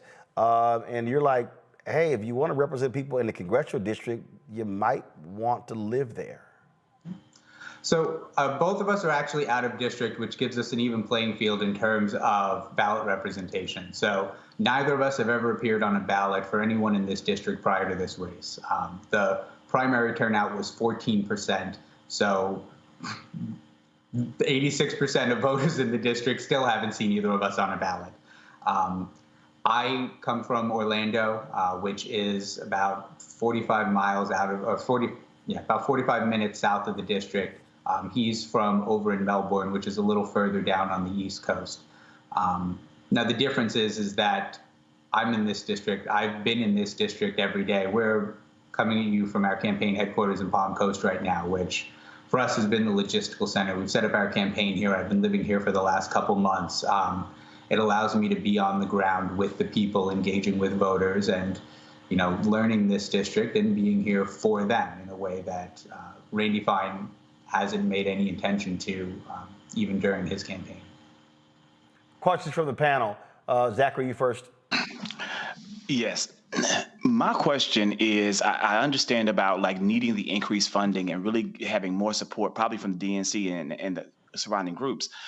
But is it really feasible that Democrats have a real chance in these deeply ruby red districts to flip them? Absolutely. And if so, what can we do to support that work as content creators and boots on the ground in other places besides your actual district? Oh, I'm so glad you asked. Yeah, I mean, what this district needed was someone to energize it. Some of this, and look, I love Nikki Fried, the current state chair of our Democratic Party. She's been in this position for 2 years, and I think she's doing a phenomenal job of helping to turn the state party around. But the leaders in this state before her made a choice. They made a decision to not invest resources in areas they couldn't win. And the problem with that is the Republican Party may be a lot of things, but they're not stupid. And if we don't invest resources, they don't invest resources. There was no competitive advantage on larger races by neglecting these areas. Over the last 3 cycles, we had our 2024 nominee in District 6 who raised $34,000. In 22, there was no Democratic nominee. And in 2020, the candidate raised about $24,000. There's been no money, no ground game, no effort to activate voters in this race. Now, the campaign that we've had, which has been since essentially Thanksgiving, we've raised $4 million to this point. We've knocked on over 150,000 doors. We're going to hit the entire district by the time this is done. We have an incredible field team. We have, volunteers from all over the country who are doing phone banking, text banking, postcard campaigns. They're reaching out to voters from where they are. We have volunteers in all 6 counties that are out every day reaching out to voters everywhere they are. I am all over this district speaking to voters every chance I get. We are making sure that people know we are here and we are live. And they see the difference right away because they haven't seen that from a Democratic candidate. And honestly, they haven't seen that from any candidate because the Republicans have been able to take this district for granted. And they haven't had a need to put any work in either. So people here on the ground know that this is different. They know that we have a real race. And in terms of the additional support we need is we need people knocking on doors. We need more than just, we need diverse groups of people. We need honestly, we need older people, we need veterans, we need Black people, we need college students and young people, because there's a lot of people who voted for Trump for a lot of different reasons, because they were disillusioned and felt like their community or their part of this country was not being properly served or taken care of. And now they realize that the threat is it's going to be served and taken care of even less moving forward. But we need people who can engage with them and speak to them and understand them on their level. And I'm doing everything I can, but I can't pretend to have lived in your world or walked in your shoes. And we need people who can go out there and share this message and enter those communities as surrogates, as representatives for what we're trying to build and bring here. Because I truly believe, I come from a public school background. We don't choose our kids. We serve every kid in the district, no matter who you are, where you're from, what you come to us with, what your needs are, where you are 3 years behind, 2 years ahead. We find a way to help you learn and grow and give you the education you deserve. We serve everyone. And that's my philosophy when it comes to this race. If you're a Republican, if you're independent, if you're a college student, if you're a veteran, if you're a senior citizen, you have needs and you should be represented in Congress. You should have someone there fighting for you. And that's what I'm here for. This was the, before I go to Joy, this is the results of the 2024 election. So Michael Waltz incumbent got 284,414 votes. James Stockton, the Democrat, got 143,000. And this is a special election, and so obviously, typically, you're going to have a lower turnout. So I would reckon that in order for you to win, I mean, you're talking about 225,000 votes that are likely going to be needed to win this special election. Is that sort of how you're approaching this and saying, hey, how many doors we knock on, how many people we reach, how can we touch, how many people we can actually touch to sort of hit that number? Roland, I'm a math teacher. I promise you, everything we do is built on math. The entire campaign, the amount of funding that we put into our field program, the amount of doors that we hit, how we split them among Republicans, Independents, and Democrats are all mathematically based on conversion rates designed to ensure that the work we've put in converts to a number of votes on the back end. And thankfully, we've been funded well enough by the people. We don't accept money from, I don't accept money from corporations or special interests. It's entirely grassroots funded. And they've supported this campaign enough that we're able to run the type of campaign the only type of campaign that we can feel can be successful, by having real people out there knocking on doors and talking to the voters and residents of this district. The math shows that if we exceed our expected voter turnout for Democrats by 30%, we can win this race. It also shows that if we steal 25% of the Republicans and 50% of the MPAs, while maintaining 27% of voters who show up on Election Day are Democrats, we win by 4 points. So we have two paths to victory: by either taking their voters, which count twice as much because it's one less on their total and one more on ours, or by increasing our voters. And I assure you that we have the resources on both ends to aggressively pursue each of them individually, and I believe we're going to capture both. Political sis? Thank you for your 13 years of service working with at-risk kids, if I'm not mistaken, Title I. My question to you is, sorry? Sorry. Yeah, go ahead. Oh, I'm sorry. My question to you is, 29% of your voters, as you stated, are dealing with the elderly population. Since we have this veteran shit going on with him and Elon firing veterans, they're all up in Social Security. What methods are you using to reach out to the elderly population? Because I know that you definitely need their votes. Yeah. I mean, we've been all over. They tend to be the more active in their Democratic groups or their political organizations, their volunteer organizations, as retired people with the additional time. We're seeing them when we go out during the day, when we engage with these groups. But I'll be honest, right before I came on this call, I was flying back from speaking at a local VFW, and I went into a packed hall of veterans, and I spoke to them as the Democratic nominee and shared my message and commitment to them and what I believed that they deserved in their representation. And, at the end, about half the room applauded and cheered for me as I left, which is a pretty good number for a Democrat walking into a VFW hall. Yeah. Good luck to you. Bye. All right, so look, there are a lot of Orlando people on tonight. I am one of them. Josh, I'm so glad that you are representing my city, at least part of it. So thank you for everything you do. And if you are someone from Orlando in his district or nearby, we need you to get out there. Don't be on my social media pages just talking about it. This is one area where we can actually make a difference. Josh, what are people telling you about what matters to them? Just like, what are you really hearing? Because sometimes I think Democrats, I don't know what the hell they're talking about. What are people telling you what matters to them? Well, in this district, the number one concern is Social Security. People are struggling. Economic issues are at the forefront. They voted because they're hurting in their wallets, they're hurting in their bank accounts, and they needed relief. Housing is unaffordable. We're in a housing insurance crisis across the state of Florida, caused by the Republican nominee up in District 1 running for the other seat. Yes. Groceries are unaffordable, and people on Social Security and retirement are living on fixed incomes. They've been desperately asking to have updated COLA schedules and be able to have cost of living increases on a more regular basis to keep up with inflation. And now what they're looking at is a potential 28% cut to the money that they're going to receive.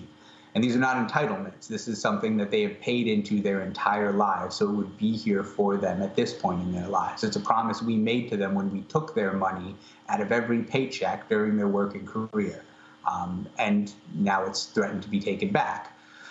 Social Security is the number one concern. For me, obviously, education is, paramount. It's what brought me into this race. But FEMA has been a huge one. We see across the country, there isn't a lot of, it's not as highly concerning, right? If you live in North Dakota, you probably don't know why FEMA needs to be funded so much. But if you live in Florida, you know exactly why we need a robustly funded and responsive FEMA, because they are down here setting up shelters and making sure that people have a safe place to ride out the storms and helping immediately with our repair and recovery efforts. Because ain't like the insurance companies are coming. People in Florida are still waiting for their money from Milton to repair their homes. The only type of recovery efforts we've had down here are from FEMA. And Republican, Democrat, or Independent, they're not happy when they hear that FEMA could go away. That's right. That's right. Thank you for your service. And I'm going to be sending everyone your way. Everyone your way. What is the, just real quick, what is the Black makeup of this district? It's less than 20%. There's a couple centers. We have an HBCU in Daytona, Bethune-Cookman, with a fairly robust Black community around it. There's a historic Black community in Lake County in the Eustis area. And then over in Marion County around Ocala, there's a larger Black community. But again, first of all, even though less than 20%, but at the end of the day, what I keep arguing is that if if our turnout is at 70% of our numbers, that is a significant number of votes. And so, what are you doing to activate that particular audience? So recently this week, we hired on a team of 6 amazing activists out of South Florida who are leaders of their Democratic Black Caucus down there, who are coming up and are going to be working in those 3 communities that I just mentioned to help us have outreach into the churches, into the colleges, into the neighborhoods, reaching out to people. We have until March 3rd to reactivate or re-register voters for them to be eligible to vote on April 1st. They're going to be doing voter registration drives. They're going to be doing community outreach and messaging and helping to ensure that our message reaches the intended audience in those communities. When is the special election? April 1st. All right, then. Josh, we certainly appreciate it. Thanks a lot. Good luck. Thank you, sir. All right, folks. Now it's time for the Crocket Chronicles.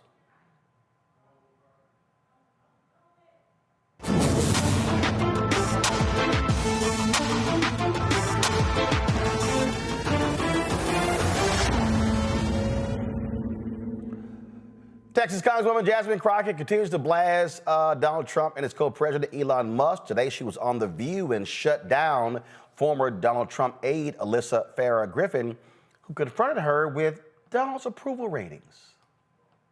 For all of the criticisms that exist of Donald Trump, he right now has a 53% approval rating. It's higher than it's ever been. 70% believe that he's fulfilling his promises, and 45% believe Democrats should be more moderate.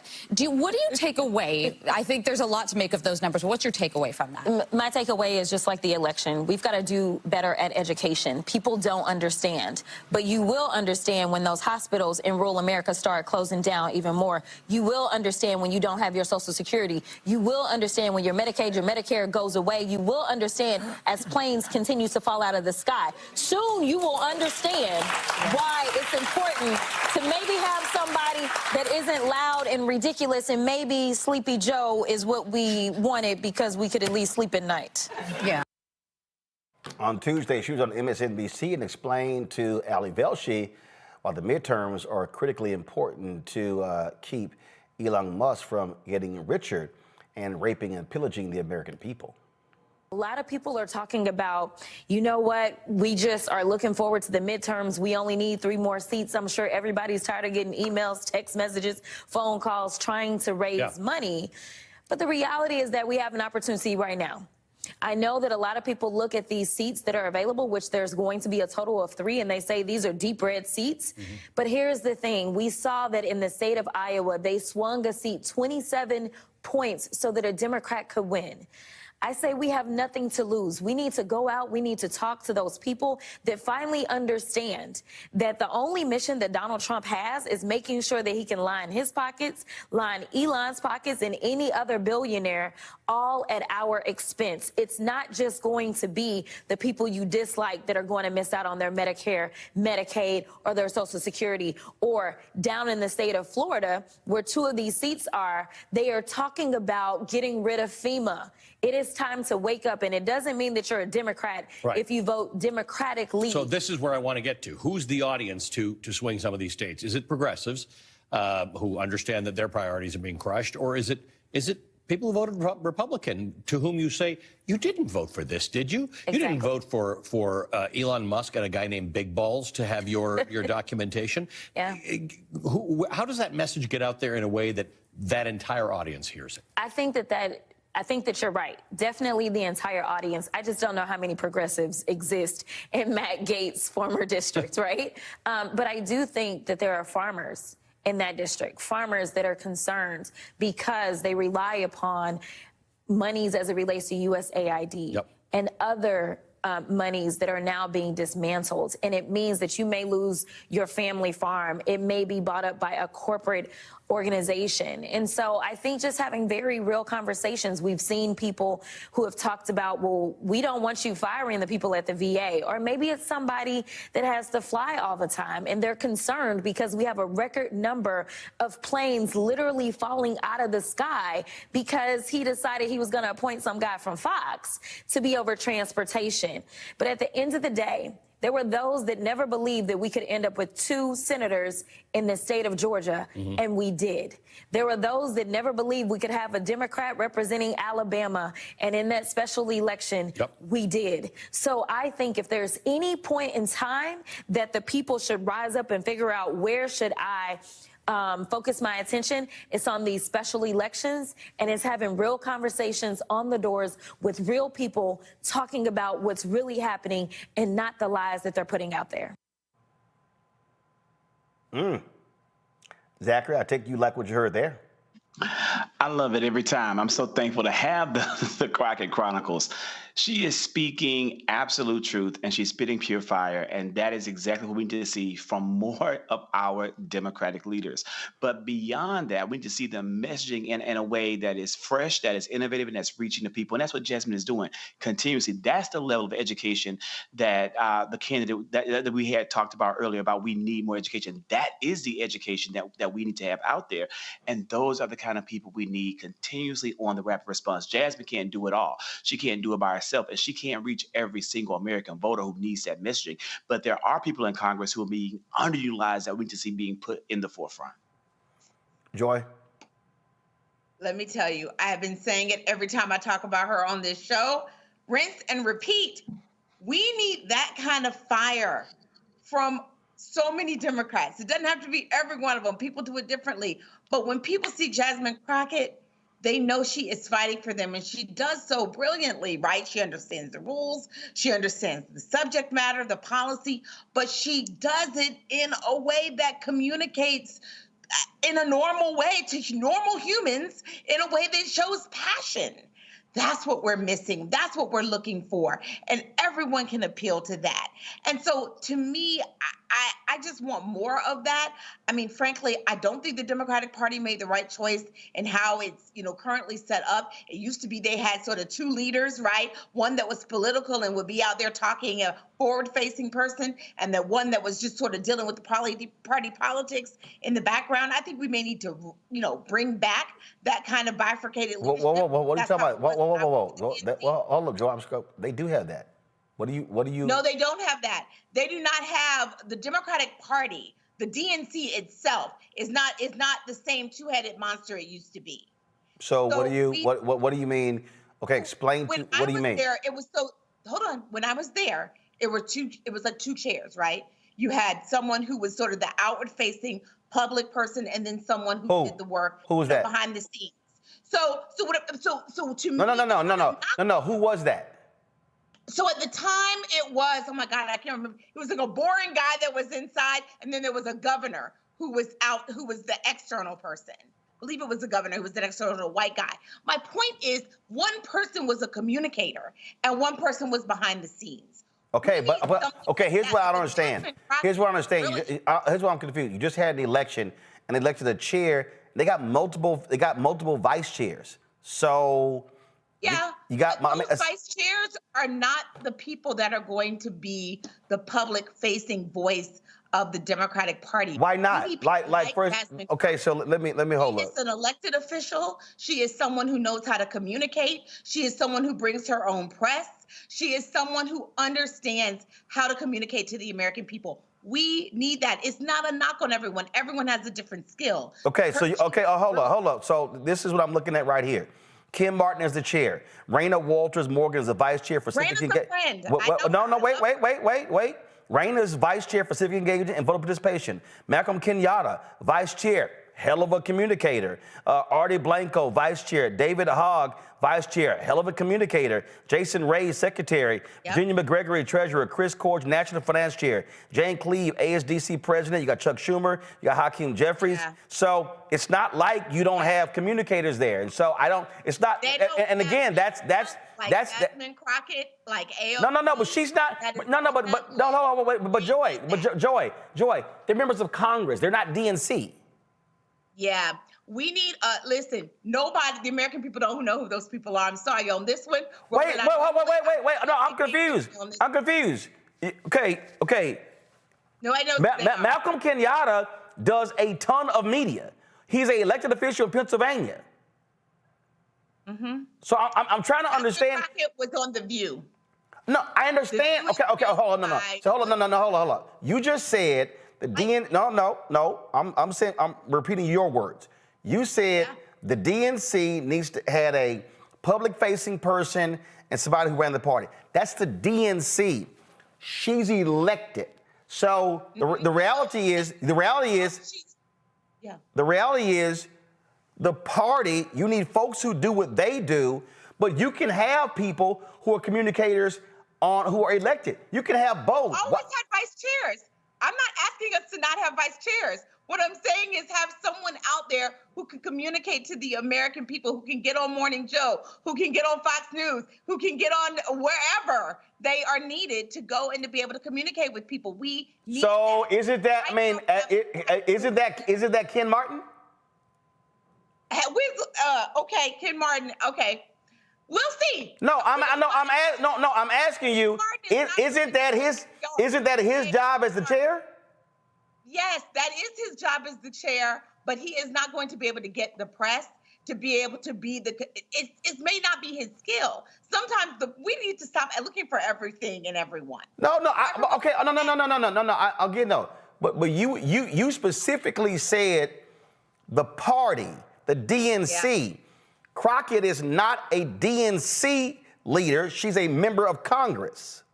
We would do better if she were a DNC leader. We need people like that. Okay, hold on. Why does she need to be? This is what I understand. Why does she need to be a DNC leader when she's a member of Congress? You don't need a member of Congress.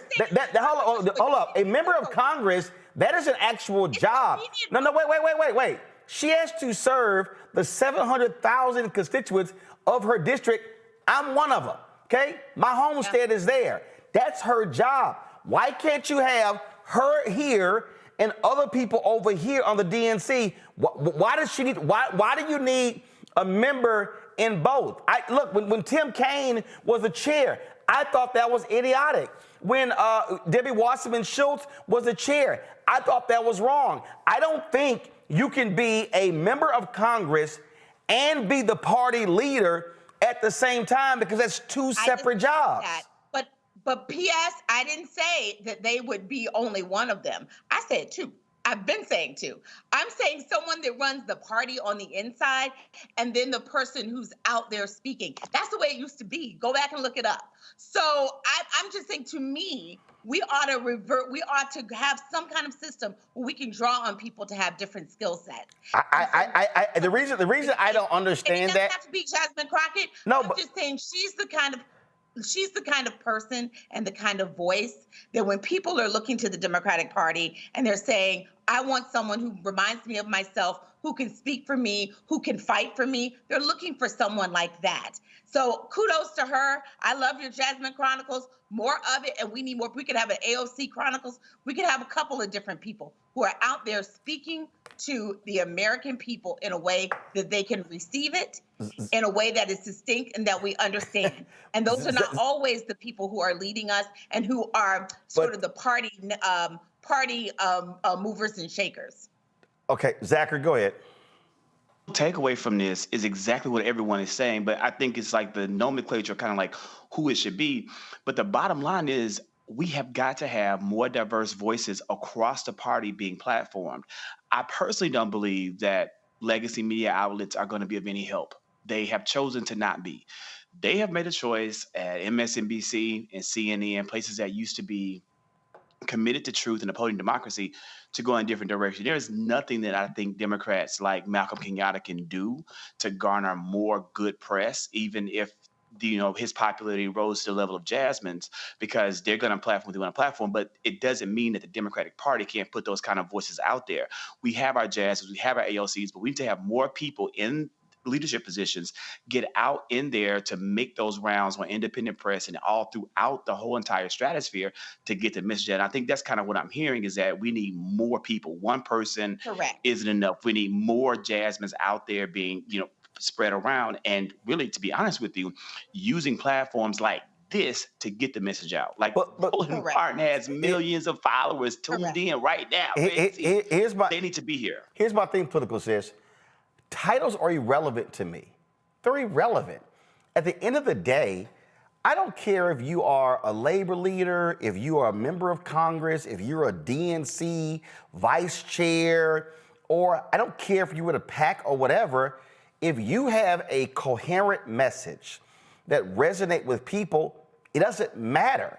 The point I'm making is, I think you need Congresswoman Jasmine Crockett doing exactly what she does. When she has her 5 minutes in a hearing, when she is being called to do national shows, that's great. But here's the other thing that we just got to understand. We understand television. You gonna book who brings ratings. And the reality is, it doesn't matter where they're coming from. If Congresswoman Jasmine Crockett wasn't in Congress and she was bringing the heat and she's on the DNC, she gonna get booked and a member of Congress is not gonna get booked. Hell, there are members of Congress who are bored as hell who I'm not gonna book because they're not bringing it. So it doesn't even matter to me. I'm not just being straight up. To me, what we're dealing with here is you have to have multiple voices, but you need people who are doing the work. And what I'm saying is the work of the party, whether it's DNC or the GOP, it goes beyond a television appearance. It's actual work. How are you organizing? How are you mobilizing? How are you building up? How are you winning special elections? How are you fundraising? So the jobs to me are totally different. So names are irrelevant to a lot of people. I know names are relevant to us because we know all these people, but when it comes to boots on the ground, they don't care. They just want to know that everything is going to be okay. If Jasmine Crockett, if you're listening, if she's listening, I just truly wish that she was my Congresswoman. We need more Congress people like her. The DNC, I assume that their thing is to get the boots on the ground, to get people motivated out there, round people up. That's what I'm assuming that their goal is. But again, people are not going to recognize the two. They're not. They just want to be able to hear the message. They want to know what's going on, and they want to know that somebody's there to represent them and that everything is going to be okay. Yeah, and here's the deal. I love these people who literally don't know what the hell they're talking about. So, for instance, I do. Somebody was like, "Oh, Roland, you don't actually get it." Really? I don't get it. I don't get it. So let me explain to some of y'all, such as DC Blacksmith and the other, because I will call your ass out. Here's what y'all don't understand. Okay? Here's what y'all don't understand at all. It's not a question of, okay, we don't need to get people out. Perfect example. I just showed you whole DNC leadership. I'll say it right now. I don't know who the hell is the communications director for the DNC. I don't know who runs press for the DNC. Carol, tell me, have any of them emailed you or called you? The answer is no. The answer is no. The DNC has not picked the phone up or emailed to say, hey, can we come on the show? Now, I can tell you, I have texted Ken Martin back and forth. We're supposed to talk. But what I'm saying is, if you are the DNC apparatus and your job is to drive out messaging, you might want to be calling and emailing folks who actually have media platforms to reach your audience. So if your apparatus isn't even reaching out to people, it doesn't matter who you have communicating. Now, to me, this makes sense to me. Like, I don't know Raina Walters Morgan. I don't have her number. But what I'm saying is, if she's the vice chair for civic engagement and voter participation, I would think they would be trying to get her out communicating on what her plan is to engage civically and to talk about voter participation. Then I would think that if you have an infrastructure, you would be trying to get State Representative Malcolm Kenyatta on my show. But again, what are your communications people doing? I'm just telling you straight up. I ain't got a problem. I was talking to Congressman Hakeem Jeffries the other day, and I said point blank, we hadn't heard from his communications people. After we talked, they damn sure called Carol. Now, I ain't need them to call Carol because I talked to him. So the issue here, again, for me, this is what some of the simple Simons in the YouTube chat don't know, is it doesn't matter if you have a slate of people who can communicate. If your infrastructure is not identifying platforms to place them, then none of that matters. And so what the DNC should be doing, because again, this is real simple. Since the election, no text, no email from anybody in the Democratic National Committee. Wait to the last. That right there, that's an indictment on infrastructure.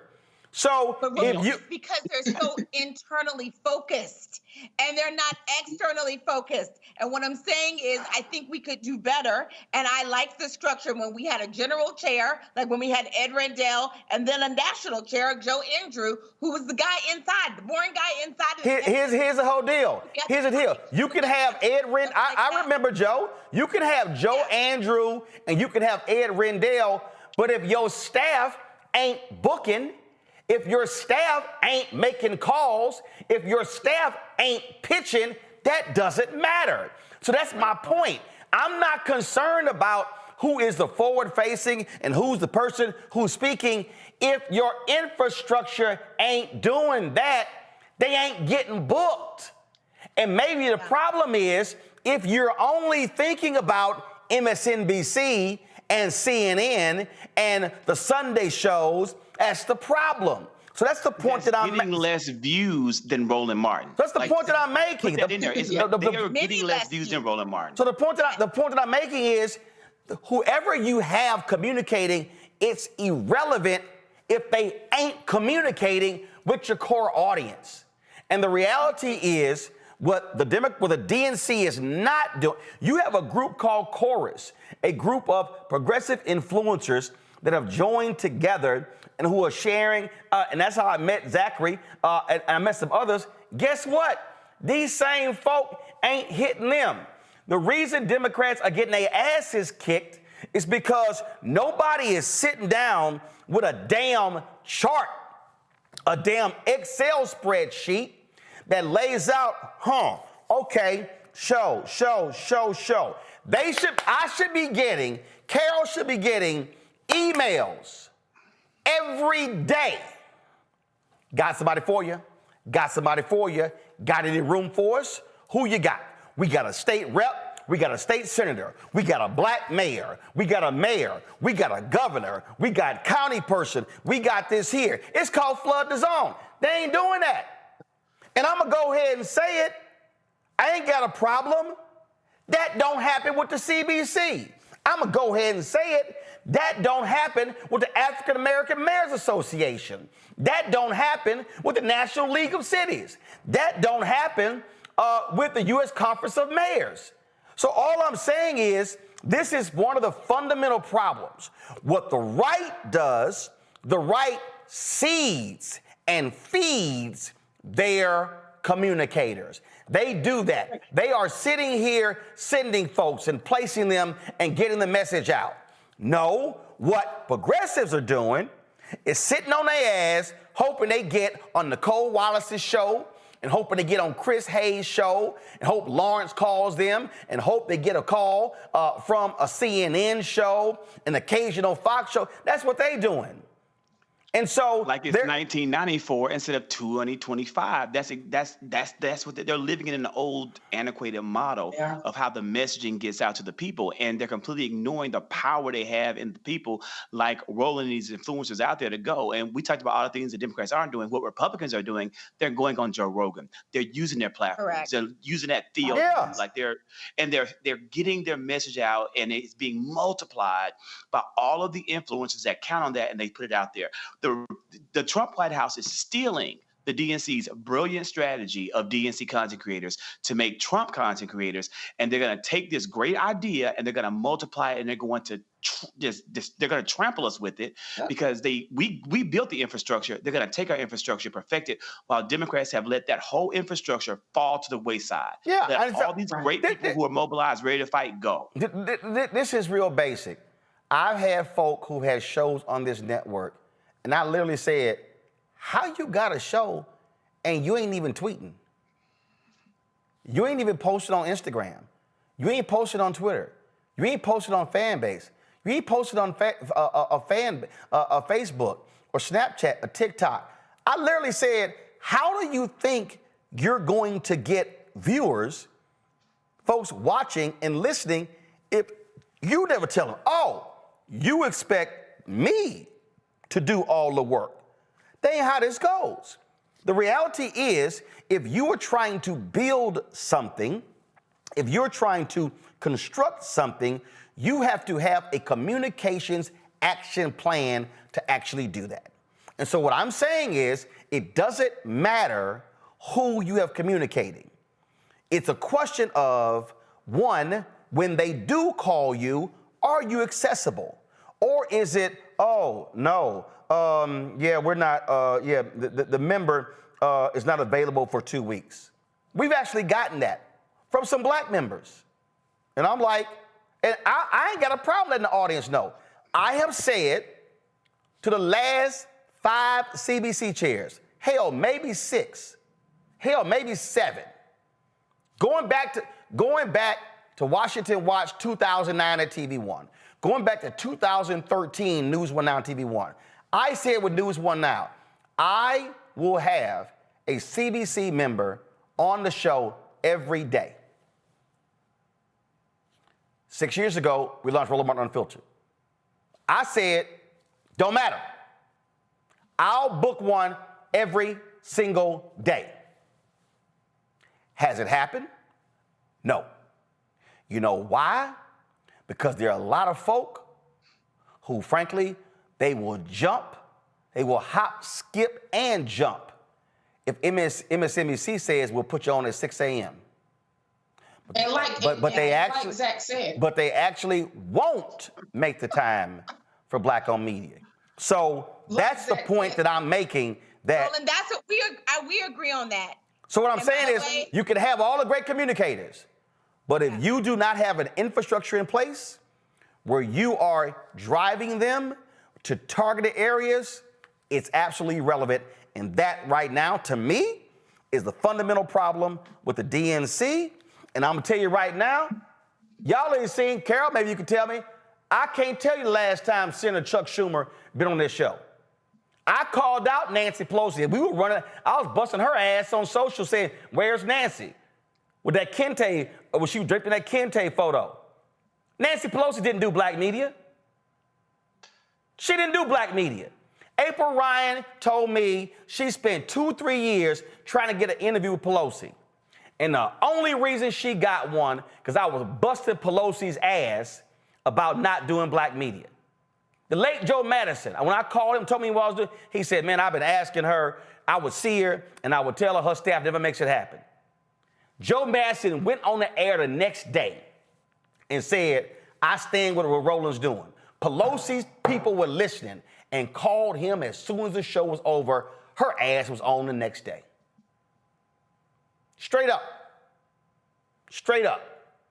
So I ain't got a problem checking people who sits here and says stuff and who doesn't understand communication.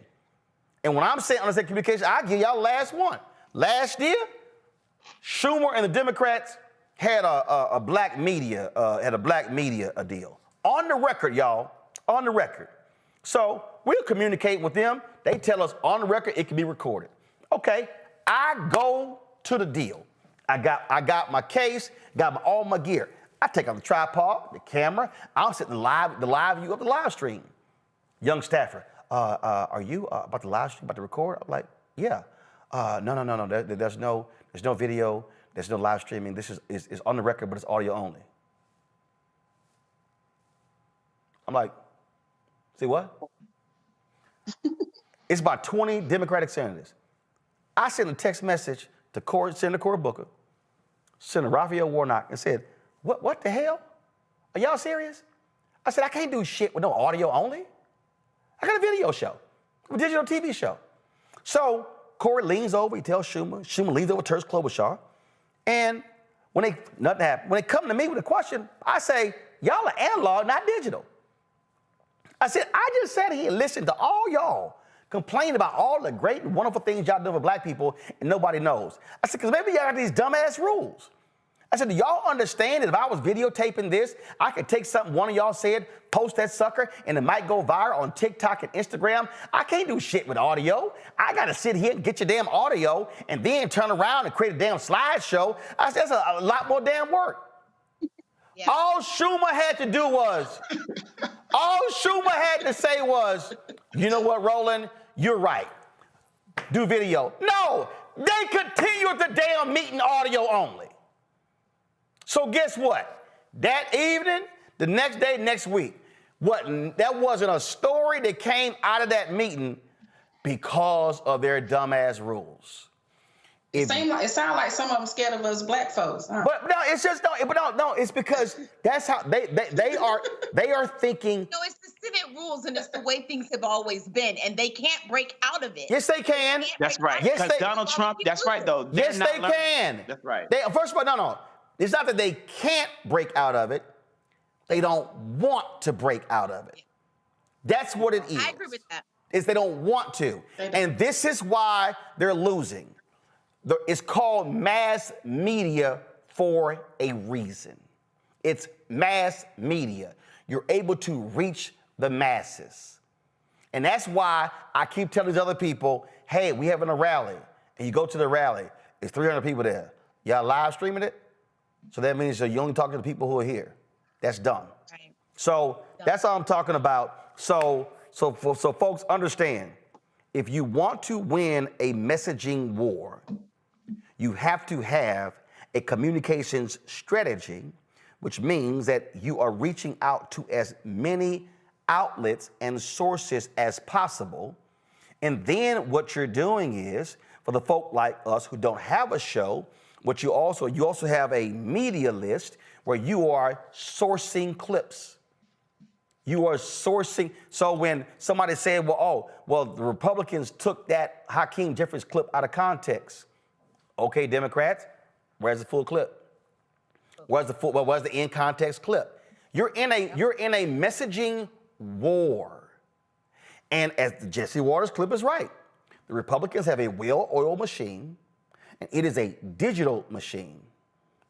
Democrats are analog. That's how they gave them the machine. That's how they're operating, and they have not flipped to a digital system. And understand that the messaging now is not the 6 p.m. news. The messaging now. There's such thing as primaries. The messaging now is not. There's such thing as primaries. It's not. I want your audience to know that there's a such thing as primaries. I don't. Right. Absolutely. Primary they ass. Nancy Pelosi, primary they ass. We have too much to lose, especially us black folks. And they definitely need to be bringing their asses up here talking to us and getting the message out to them. We have too much to lose. I have a granddaughter, right? She's turning 1. I'm so scared. Is she gonna get her the rest of her measles shots, her polio shot? What the hell? What the hell? That is what I'm talking about. They can be primary. They can be primary. Yep. And everyone who runs needs to be answering questions about what are they going to do to close Black health disparity gaps, Black wealth gaps.